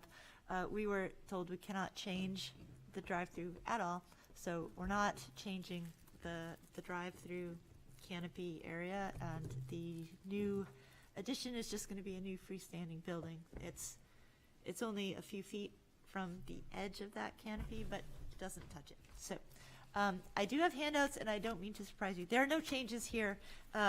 We just have some additional view angles, additional renderings. It's more Changes from when? from what was submitted last. What we're seeing and what has been Basically. submitted Yeah, oh, yeah, no, you. to the public. Yeah, so these are additional renderings from what you have in your packets, but the design itself is essentially the same. We have perhaps tweaked the fenestration on the existing building a little bit. Most of our attention has been on the existing renovation rather than the new building. And I will not hit that microphone this time, which will be a first for me. Thank you. There's actually a lot of changes on this drawing, so.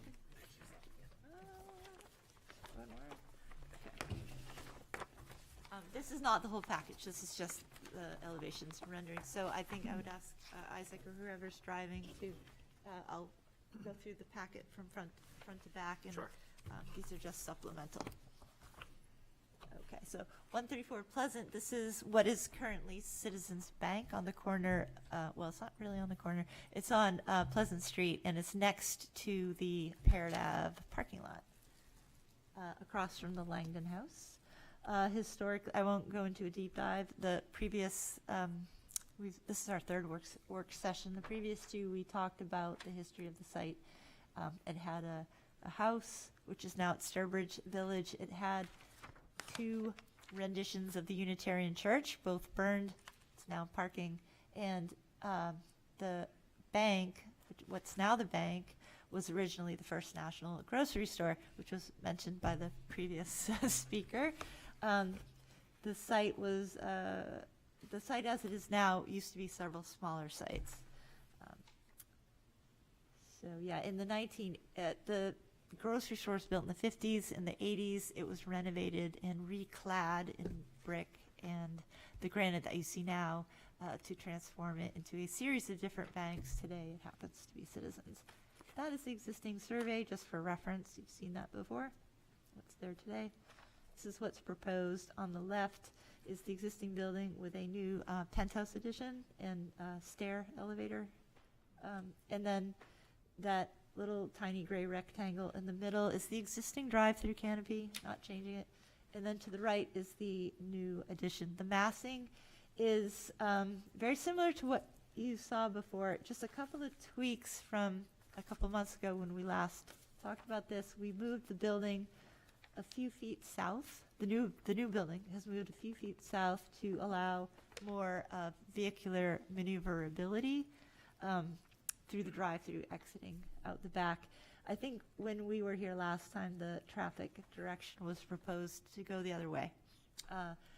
We were told we can't put the drive-through window on the other side even. It has to stay just as it is. So the traffic is going to stay clockwise, which is why we had to move the building a few feet south to get that turning radius in. A couple of minor details that have changed, and I'll explain those as we go through the drawings. Those are the demo elevations, which are pretty much the same as before. The existing building, just to reiterate, we are looking to remove the 1980s cladding and put new cladding on it. The initial kind of concept is to bring back the spirit of the original grocery store without recreating the grocery store.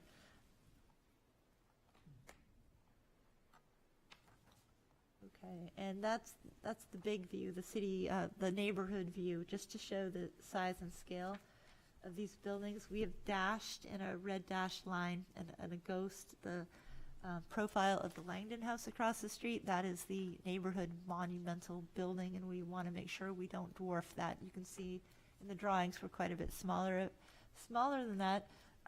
It helps, I guess, that this site is down in a hill from Pleasant Street. The sidewalk is about 6 feet higher than most of that property. So you come off of the sidewalk and you go down a little bit. Will that change in elevation take place on a planted area? That has been the biggest challenge, honestly, of this, is to get the grades to work from the street, because we don't want to feel like you're going into someone's basement off of Pleasant Street. There is a landscape buffer between the front of the building and the sidewalk. I think it's 5 feet, which is the maximum setback allowed in this zoning district. This is, in this district, it's encouraged to build to the sidewalk. 5 feet back is as far as we're allowed to go, but we are using that to put in some steps. I think there's just three or four steps from the sidewalk into that central entrance off of Pleasant Street. I think it's just 3 steps now. We've been able to bump that up a little bit in the back.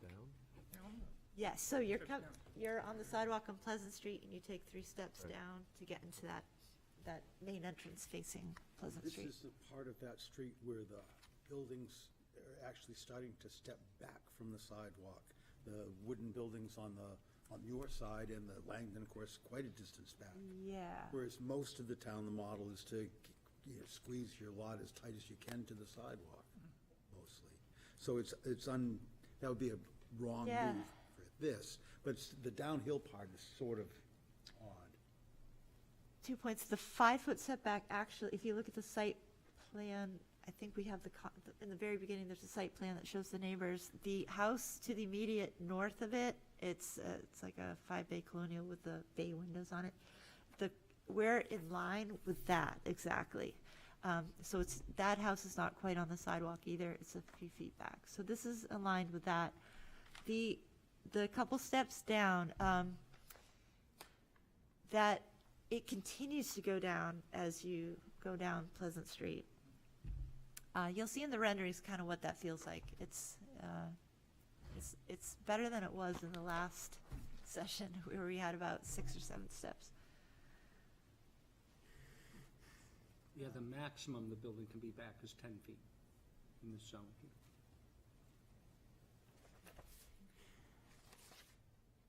Or should be 10 feet or closer. It's fine. 10. On the front? 10 feet or closer. Maximum it can be is 10 feet from the sidewalk. We're right now 70 feet. The zoning doesn't want a parking lot in front. It wants to activate the street level. 2D elevations. So we got rid of the connector bridge. The existing building on the left, previously we had carved back the cladding at the corner. In looking at this a little bit further, in the rhythm of the new building and the neighborhood, honestly, where you have these blocks of houses with spaces in between, it seemed to be more fitting and in keeping with the neighborhood to put that gap in the middle.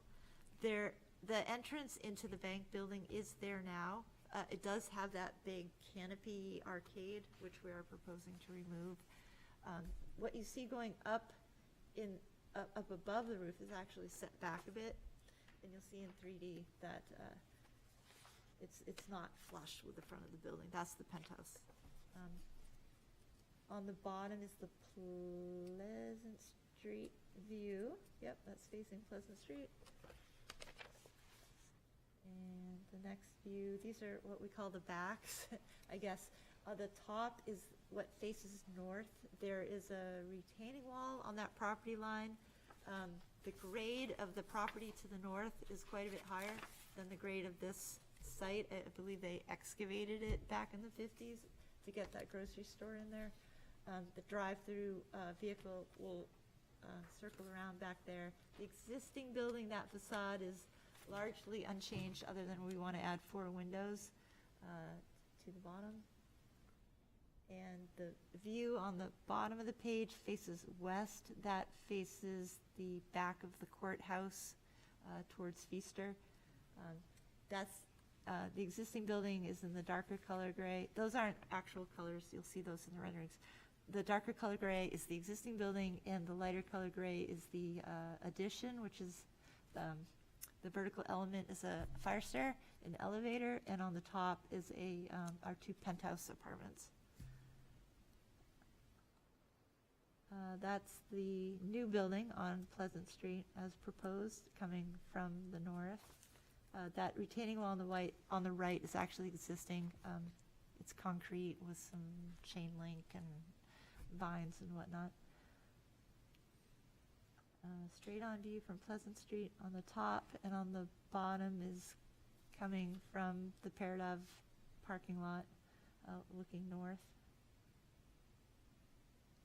And a couple more views. The view on the top is kind of across from the far edge of the Peridov parking lot or South Mill Pond. And on the bottom is the view from the courthouse parking lot. This is a little further up the hill from the corner of Court Street and Pleasant Street. There's a fence that's actually in the way there right now, but we took that out just so you can see the building. And just a couple more close-up views. Aerial rooftop view. The existing building is towards the top of the page, and the new building is towards the bottom. Our addition is smaller than the existing building now. That supermarket was a big box. And of course, we've broken up the massing of the proposed new building to resemble 4 hip-top gable structures connected by a smaller flat-top roof structure. Materials, we started looking at the hip-top structures on the new addition that look like red brick. We'd like to investigate using a glazed brick. Was a little bit of a softer color than the harsh red you see around, just to differentiate it a little bit as a building of today, but to keep the same brick running bond patterns that we see. We have a granite base on the buildings. We are showing a white granite, which would be at the first floor of the existing building. There is granite there now. It's a dark gray granite. A lot of people. Watch out for your microphone. Sorry. A lot of people are surprised to find out that building's clad with granite because it looks like concrete. We just want to brighten it up a little bit with the white granite, and on the top level, that is a zinc, a natural zinc that would patina. These are the Oculus dormers. We talked a lot about these last time. They would have copper roofing.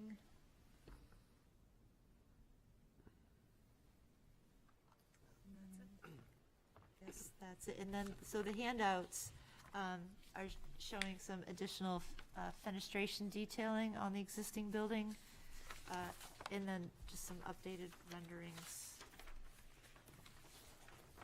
And my printer was running out of ink a little bit, so I hope your colors came out all right. I'm happy to answer any questions. Any questions, comments? To start us off. I'll dive in. So, my feeling about this building has actually changed a bit from the last time. I was pretty for it. It was the bridge between the modern building and the addition that I was concerned about. And I don't know whether I've changed or something else has changed, but these new buildings are starting to feel heavy and bulky to me. And although you have taken some elements from the Langdon House across the way, and normally I absolutely love a hip roof, I think it's the roofs, with these very fancy dormers that I think are starting to bother me. And I'm actually liking your simpler box structures better in this location and next to this more modern building. I don't have any solutions to recommend. I just am starting to feel that very difficult approach that we talked about the first time and maybe the time before that, of coming from Pleasant Street, it's feeling really heavy to me. And even from the parking lot, it's feeling very, very heavy, these roofs. Thank you. Anybody else? Yes, Susan. So I really appreciate all the work that you've put into this, because it, at some point, probably feels endless. I don't necessarily agree with Margot's issues, but I'm having an issue with, first of all, it feels like an entire new neighborhood has established itself with all the different parts, which may not be a bad thing, but the part that I'm confused about now is this one where it's, I don't know how it's being referred to, but this one. The existing building. Yep. Existing building in its latest iteration. On its own, someplace else, I really like it. But next to whatever, all the other stuff that's going on, it just, for me, it doesn't feel, there's a lack of connection, I guess, in its appearance to the other. I don't know what to do with it, I guess. Okay. Thanks. Yes, Larry. I like what you've done with the new buildings, and I know I'm disagreeing with Margot on this, but I really like the fact that I feel like they do blend in with a lot of Portsmouth, and maybe I'm partial to hip roofs. This has a hip roof, I don't know. The original building, that's the one that I struggle with, because today it kind of flies in the face of everything next to it. It flies in the face of the courthouse. It flies in the face of the middle school. It flies in the face of the addition of the middle school.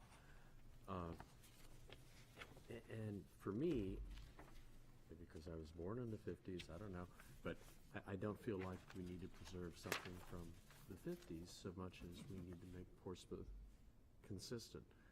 I'm not an architect, okay? I'm not. He is. But I did this. So I took your depiction here, and I was like, well, what bothers me about that building? And I was like, it's the roof. Now, again, I'm not an architect, but if you're talking square footage, if you make this one here a hip kind of roof, then it's kind of like the reflexive image of this. So where you've got high, low, high, then you've got low, high, low. Or, again, I don't have a straight edge, I'm not an architect, but you could actually duplicate this here. So you've got a lot of different options, I think, which would make them blend. And whether it's like somebody preferring the 1950s grocery building and not liking this, or liking this and not liking the 1950s grocery building, the other big thing is consistency.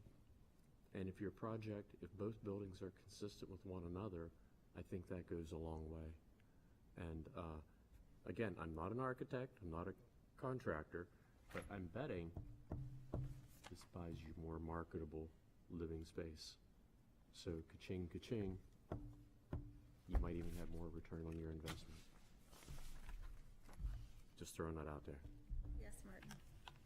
I am an architect. That was the perfect So intro. so Thank you. listen to me. See why we sit together?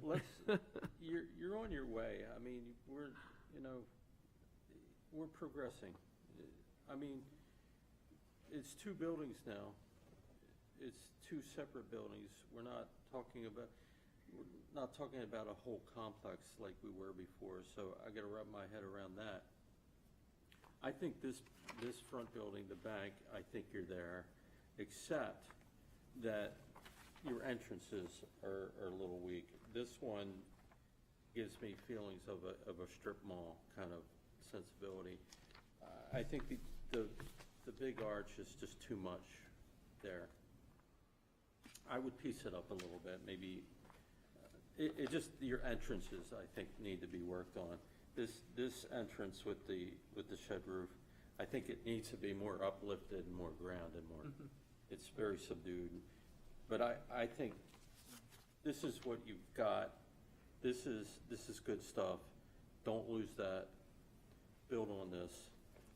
As for the modern building,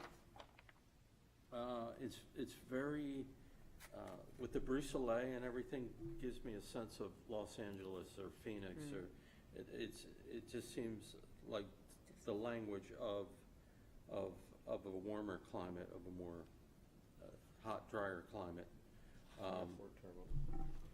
So I can live with it. I can live with a lot of the transparency. I just think it needs to be tweaked a little bit to say, to speak more to the environment it's in, the city. So, good stuff. I just feel the entrances could be better. The modern building, just maybe something that's a little more New England. That's all I got. Yes. You're going to have a hard time sorting through this, I'm sure. I think the grocery store, the conversion, if we go back to your original commitment of wanting to maintain as much of what was there, what you bought, and work on top of that, I think you've done a stunning job. I'm not certain that it fits in the town, but it fits in the theme of what you were suggesting you wanted to do, so I think you've succeeded with that. I'm not sure that everything in town should be one standalone after another. As a matter of fact, I kind of don't believe that, neither do you. But this might be a circumstance where that's a useful technique, is to make a significant standalone, respecting the thing that was below it. The pieces and parts that come down Pleasant Street, to me, I think the roofs are used successfully. And I've come to believe that this is what we have to have there, something that breaks up using the module of the buildings that are on that street, because we aren't coming at this from someplace else. We're coming at it from either direction in neighborhood-sized houses. I'm questioning, I like Martin, I question the the significance of the entryways. I think more can be made of them, and probably should be, for the use of a entryway. The roof ornaments, I'm not having a problem with.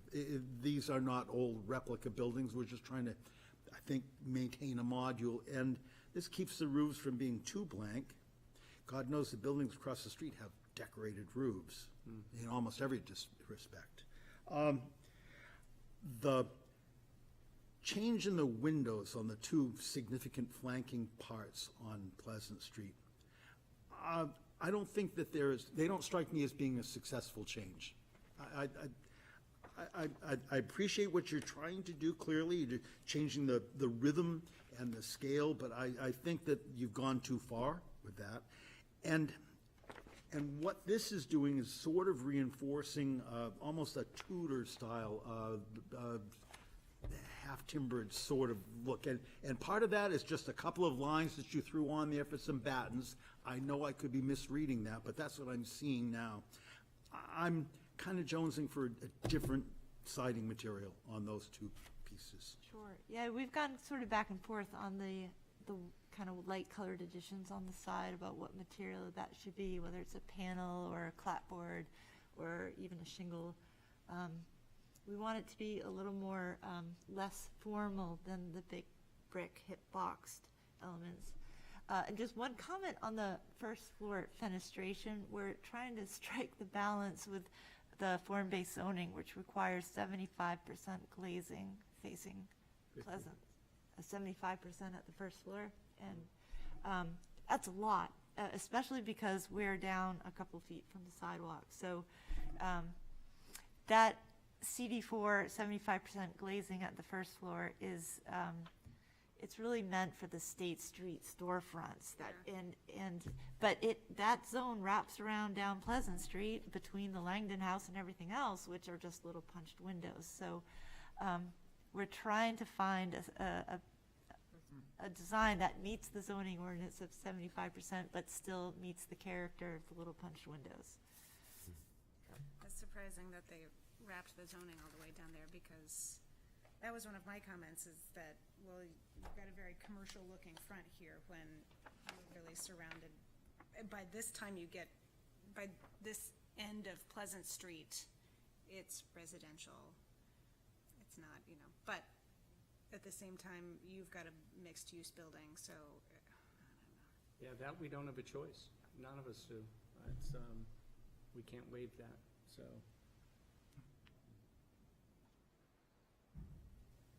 I appreciate those comments. I actually, Martin and Dave, I think you're spot on what I heard. There's no question the entryways need something different. They don't quite work in there.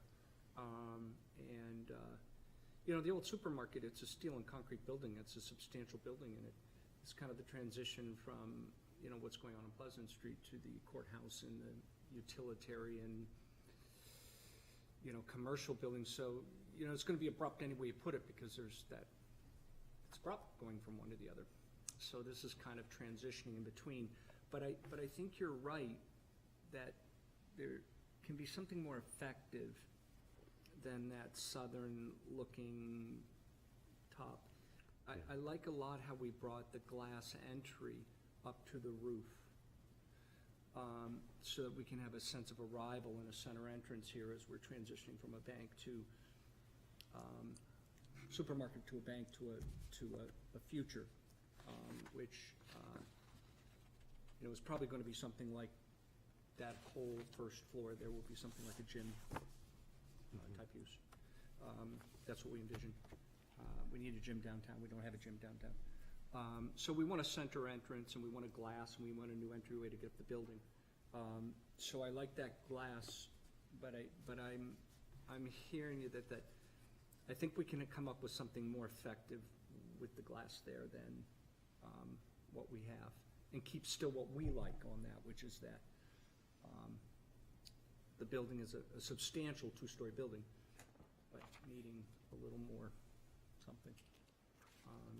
And I think the front is, playing with no more than 10 feet from the sidewalk and 75% glazing on the first floor. And I always found it interesting, all the cities I've gone through where will see areas with Oculus windows and in the same cities where you see dormers that have a ton going on, statues and, so it's a balance between plain and nothing up there and chunking a bunch of stuff like you see on some of the other buildings, so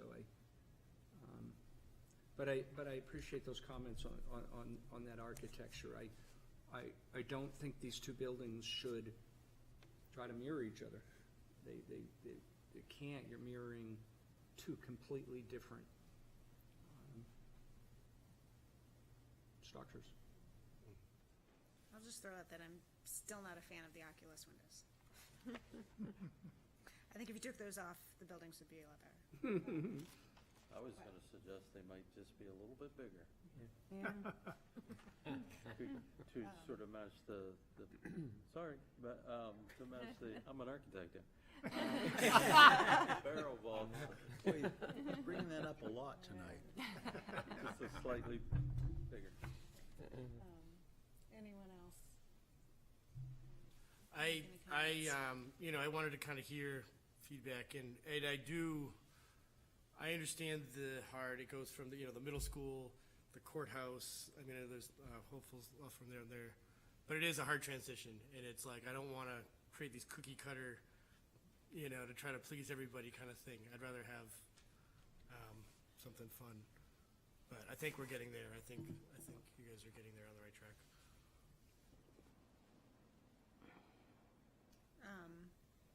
Anyone else? I mean, I can throw out a few comments as well, but I usually reserve till the end. All yours. I agree with Martin's comments about the existing building and how it's a little bit too Western horizontal or something. There's some, almost the modern prairie style or something like that. I don't know, but I think simplifying that, and again, like you want to go back to the roots of the mid-century utilitarian building that it was, can be just as attractive as adding, stylistic details and things like that. I think you've got nicer materials on there and simple details, that nice tall central entrance.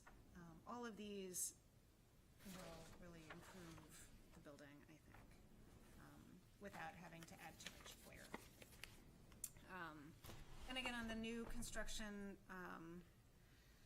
it's still it's just a funny balance of trying to figure out all of the pieces, parts that fit together. I don't see why we need lots of roof ornamentation.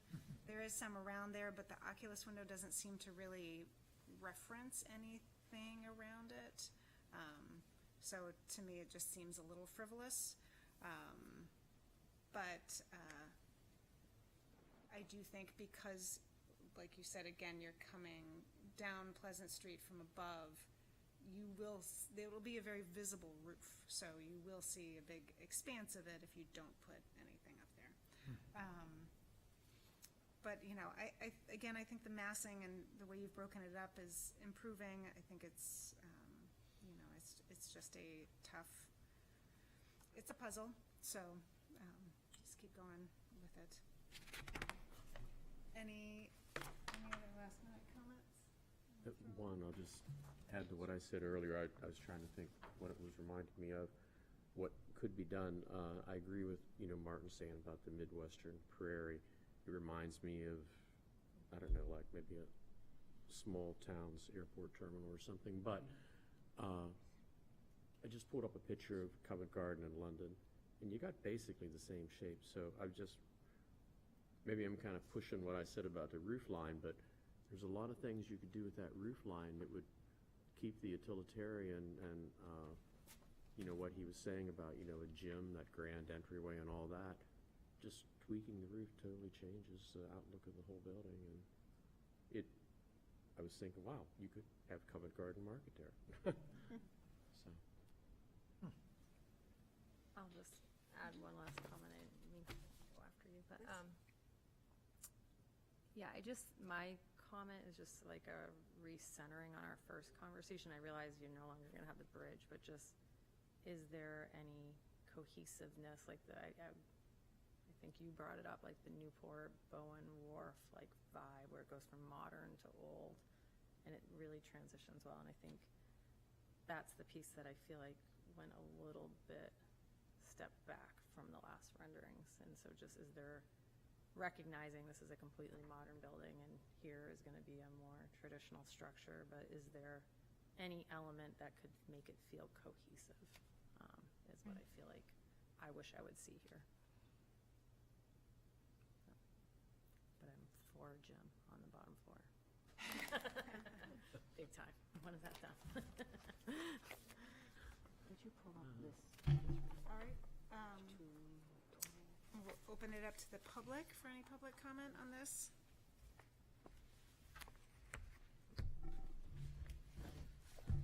Once again, David Loney, 296 Pleasant Street. I walk by this a couple times a day and drive by it all the time. And I was sent here with ammunition to go against this, but I like it. It's such an improvement. I think, so I will give good and bad. You might find me don't love me too much, Mr. McNabb, because you might find me against you on what you're going to use it for. But as far as how it looks, I really like it. I would be against the city pushing them to put so much glass on the downstairs, because so we're 296. If you know Haven Park, we're the old brick school next to it. We're one of the townhouses there. Okay, so, and it is true that coming from Pleasant Street down our way, I'd really love to see it bring you into the neighborhood, where instead of, and I actually love the building that's, you also have that Stonewall Kitchens was in. I love it, but that wouldn't quite be appropriate, and it would seem to me it needs to look more like where we live in the 1824 brick building there. And I think the town making them put too much glass on the downstairs kind of fights against that. As far as the massing and the pacing of the building, not the windows, but the buildings, I really like it. As far as your arches and your windows at the top and the hip roofs, I really like it. I also, speaking of Covent Garden, I've spent a lot of time in England, in a town that has to marry buildings from the 11th century on with modern buildings, and they always do it with a lot of glass on the modern building. And when I saw that here, I was excited, because right now, of course, it's brutalist garbage, right? It's just brutalist garbage. And this does what they do in Oxfordshire, where it marries a lot of glass in the modern with the old on the right. So I would actually encourage, if I can have any pull, to keep the right side looking very ancient, and the left side, I like it as it is. I like this. This is really nice. So, and I think I'm kind of supporting you as architect, and I think I'm saying, yeah, they're pushing you to put too much glass on the downstairs, if I heard you say that correctly, because you wouldn't have that as you went down the street, down Pleasant Street. You'd have less glass than that. We have big windows. Our windows, I think, are 6 feet high and 3 feet wide on our building, but they don't, they're paced better than that. I think that's it. Now I'm going to be in trouble with all my neighbor friends, so I won't get to go to the Christmas party next week. Thank you. Anyone else? All right. Anyone online wishing to speak? I do not see any hands. Reagan, could I add, I missed my opportunity to add one last thing. I had Isaac pull up this particular rendering because the concern I had last time about the transition between these two buildings is focused on the brick building on the left that's closest to the old bank building. It's very, very tall with the big roof on the top. And to me, it's like a wall almost between the transition from the modern to the new building. And then looking at the rendering down below, now granted that's a straight-on view that nobody's actually going to see, but the big hip roofs in the back, which are the building that I was referring to up above, makes this building look particularly massive to me. So my question, and what I would take with my pencil, being the non-architect that I am, is what would happen if you carried the square white colored building shapes into where that brick building is right now and allowed that shape to be the transition? I don't want that. I don't know what that means for the other twin building in the back, but I don't think you'd lose much by having those lower square roofs as you move towards the modern building. So that just my thoughts, and I think the eyebrow windows in the hip roofs are more successful than the little Oculus windows. And my comment just regarding the roofs might be fixed once you've done something with the entryways, because it may just be that the scale was off a little bit, and I was focusing on the problem being the roof when it might actually have been something else, which sometimes happens. And I don't think, everybody knows how I feel about there being mixes of modern buildings in our historic district, so I'm just going to say, I don't think we should think about modern buildings in our historic fabric as being mistakes. They are just history. I think that the entryways are making it look bigger at the top because of the squattiness of them. I don't think the roofs are massive. I wouldn't use that word at all when you look at it, when you apply it to the neighborhood. I think when you look at this, it does it disservice because here they're massive and contextually. Yeah. But if you went back to, if you put up here the neighborhood one that we showed, then anything smaller would actually be out of place scale-wise where we sit on our property compared to the neighborhood ones. Look at the neighborhoods now. If you call ours massive, then the stuff to the right were called what? Supermassive? You know, so I think that it just it fits in the neighborhood, this scale, and I would be leery to make something smaller there in the neighborhood for that roof, because I think it would jump out at you just as much. So, Well, I'm going to disagree with the the Marchison building in the back is really making everything look even more massive. but the roofs are very, very big on, you know, the houses across the street from us and the. Across the street, yes, I They're- agree. They're massive, and the dormers are massive, and there's lots of them, and. But they're set way back. Everything we're talking about is such a reduced scale from the massiveness across the street. If we go further, I think we can run in trouble of losing its character. I think it could be a good time, maybe the next one, I don't know if you're thinking of another work session or what you have planned, but to put it in the city model so that we can zoom yeah. around. Does the 3D model continues all the way down here, right? So that we, It sure does. yes, Yep. so that we can maybe answer some of these questions. We or- could do, yeah, if we get it uploaded Mm-hmm. ahead of time, we can do the zoom around Yeah. and you can look at it differently. Yeah, yeah. I think it makes sense to come back for another work session and hash through some of these. I've gotten good, clear feedback and stuff that I actually like to do. I'm gonna probably die on the sword, though, on the Oculus windows. I really just want that new element. That's something that when done well, you know, that type of shape done well is super cool. Dormers just can get really chunky. They just get, so.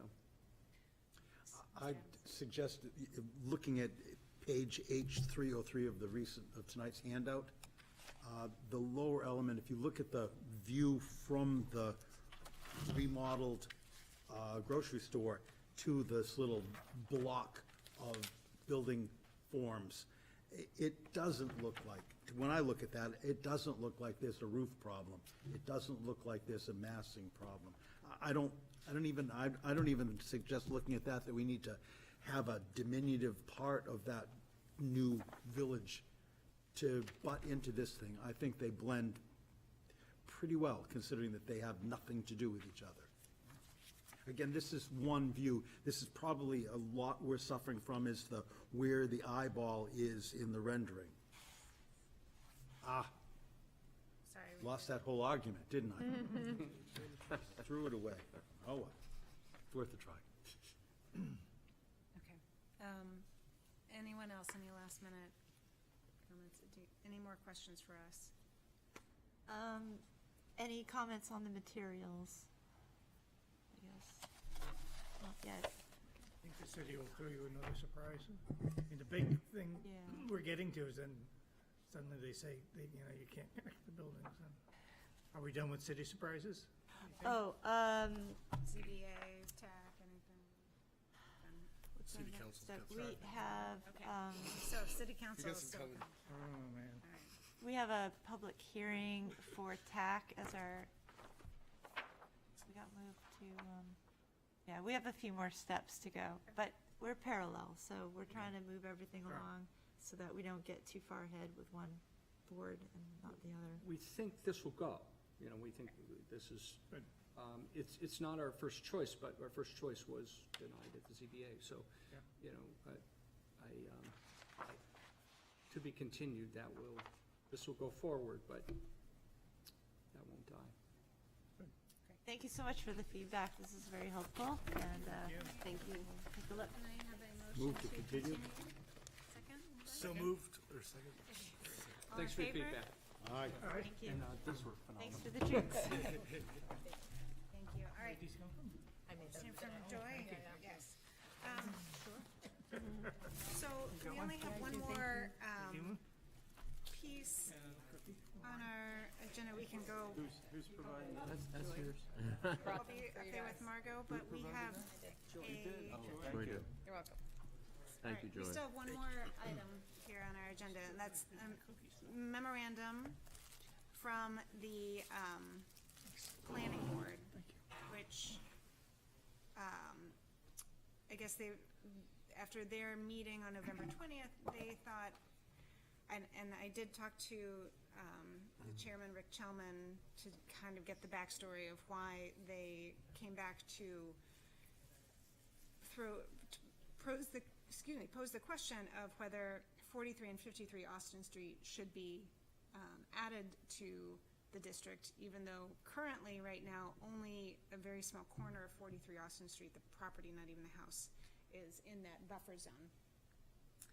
And I think one of the questions that was raised in that meeting was about the deed restrictions that are on 43 Austin Street. And I happen to be very familiar with these deed restrictions because it is now in the hands of the Portsmouth Historical Society.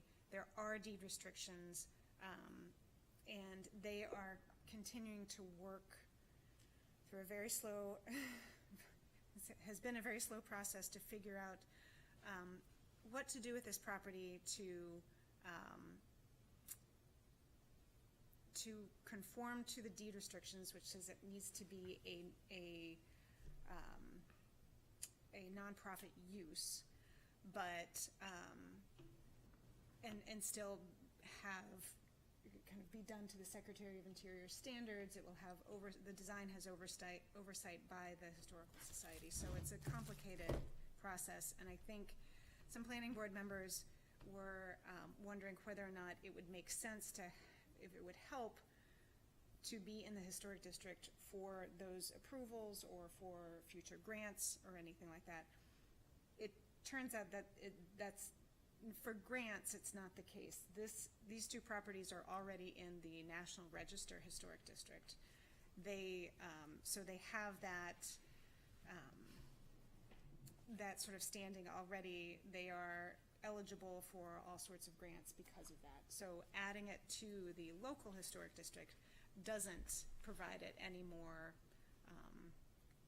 opportunities for the future. And in my opinion, this adding those two properties seems very out of step with what sort of our methodology of kind of redefining these boundaries as the properties that are on Middle Street. They're kind of thrown in. So I would recommend that we continue with our initial recommendations for just the properties on Middle Street, not on Austin Street. However, in the coming year, when we are going to be talking about we'll be part of a conversation with the whole master plan and looking at our historic resources. At that point is when I think that we could identify opportunities for other historic resources, very important historic resources that are not covered in the historic district that could potentially use that extra level of protection. So I think that's a conversation we should have at that point when talking about the master plan, rather than just kind of picking a few here and there to add at this point. This, my initial thought on this is it felt like spot zoning. Yep. You know, pulling something out is just as bad as pushing something in just because. I'm heartened to hear that there's already protection for these buildings because they are important resources and they have very interesting and long histories. But if they're already protected by something like the National Register and some deed restrictions, then I'm reluctant to do spot zoning for the precedent that it sets for properties that already have a level of protection. If they had no level of protection, I might feel differently, but I don't think so. I will clarify that only 43 Austin Street has the deed restrictions and the protection. 53 Austin doesn't have any protection. That has the status of being a part of the National Register District, which opens it up to potential uses and grants and things like that. But it doesn't could have be torn down. protection per se. Yeah, I'm friends with the owner of 53 Austin Street, and I know he's very interested in keeping it. He's not interested in joining the historic district. He is interested in preserving history. He's done a very good job. He's done an amazing job. It's where they had the ball when they signed the Treaty of Portsmouth. Yes. You know, it's a lot of history going on in this house. But I do think it would be out of character with what we've done the previous.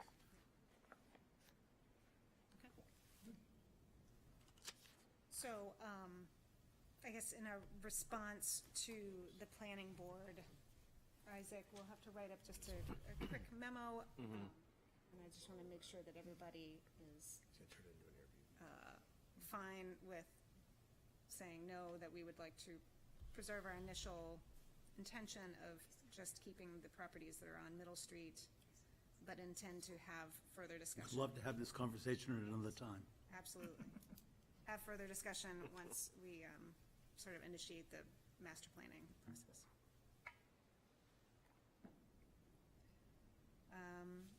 All right, any other? Speaking of spot zoning, I want to thank the city council for straightening out the siding problem one. Yeah, I was glad that we could find a solution that didn't have to remove the property from the historic district, and let Miss Rayburn cite her house. You know, that was a. What was the solution? I was glad that. Cedar Shakes. Yeah. They found an administrative approval, so they go for the same cost. So it was a win. So what happened to the siding that she had sitting in her yard? I don't know, you can ask her. No, thank you. Not my There'll be a problem. sale coming up. I have bigger fish to fry. I will say it's been an honor to serve with you the last 4 years. I won't be continuing on the historic district commission, but I will still be obviously city councilor. I'm just moving on to other commissions.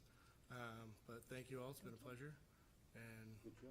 Rich? Thank you. Pleasure getting to know you. Thank you. Do you know who your replacement will be? I have a thought, but it's not my decision. Oh, okay. I know who to bet on. All right, wonderful. Well, thank you all. This is our only meeting this month, obviously, so Merry Christmas. enjoy. Merry Christmas. and Merry Christmas, Happy New Year, enjoy your holidays, and we'll see you in the new year. Great. Yeah. Sounds good. Motion to adjourn. So moved. Second. Sure.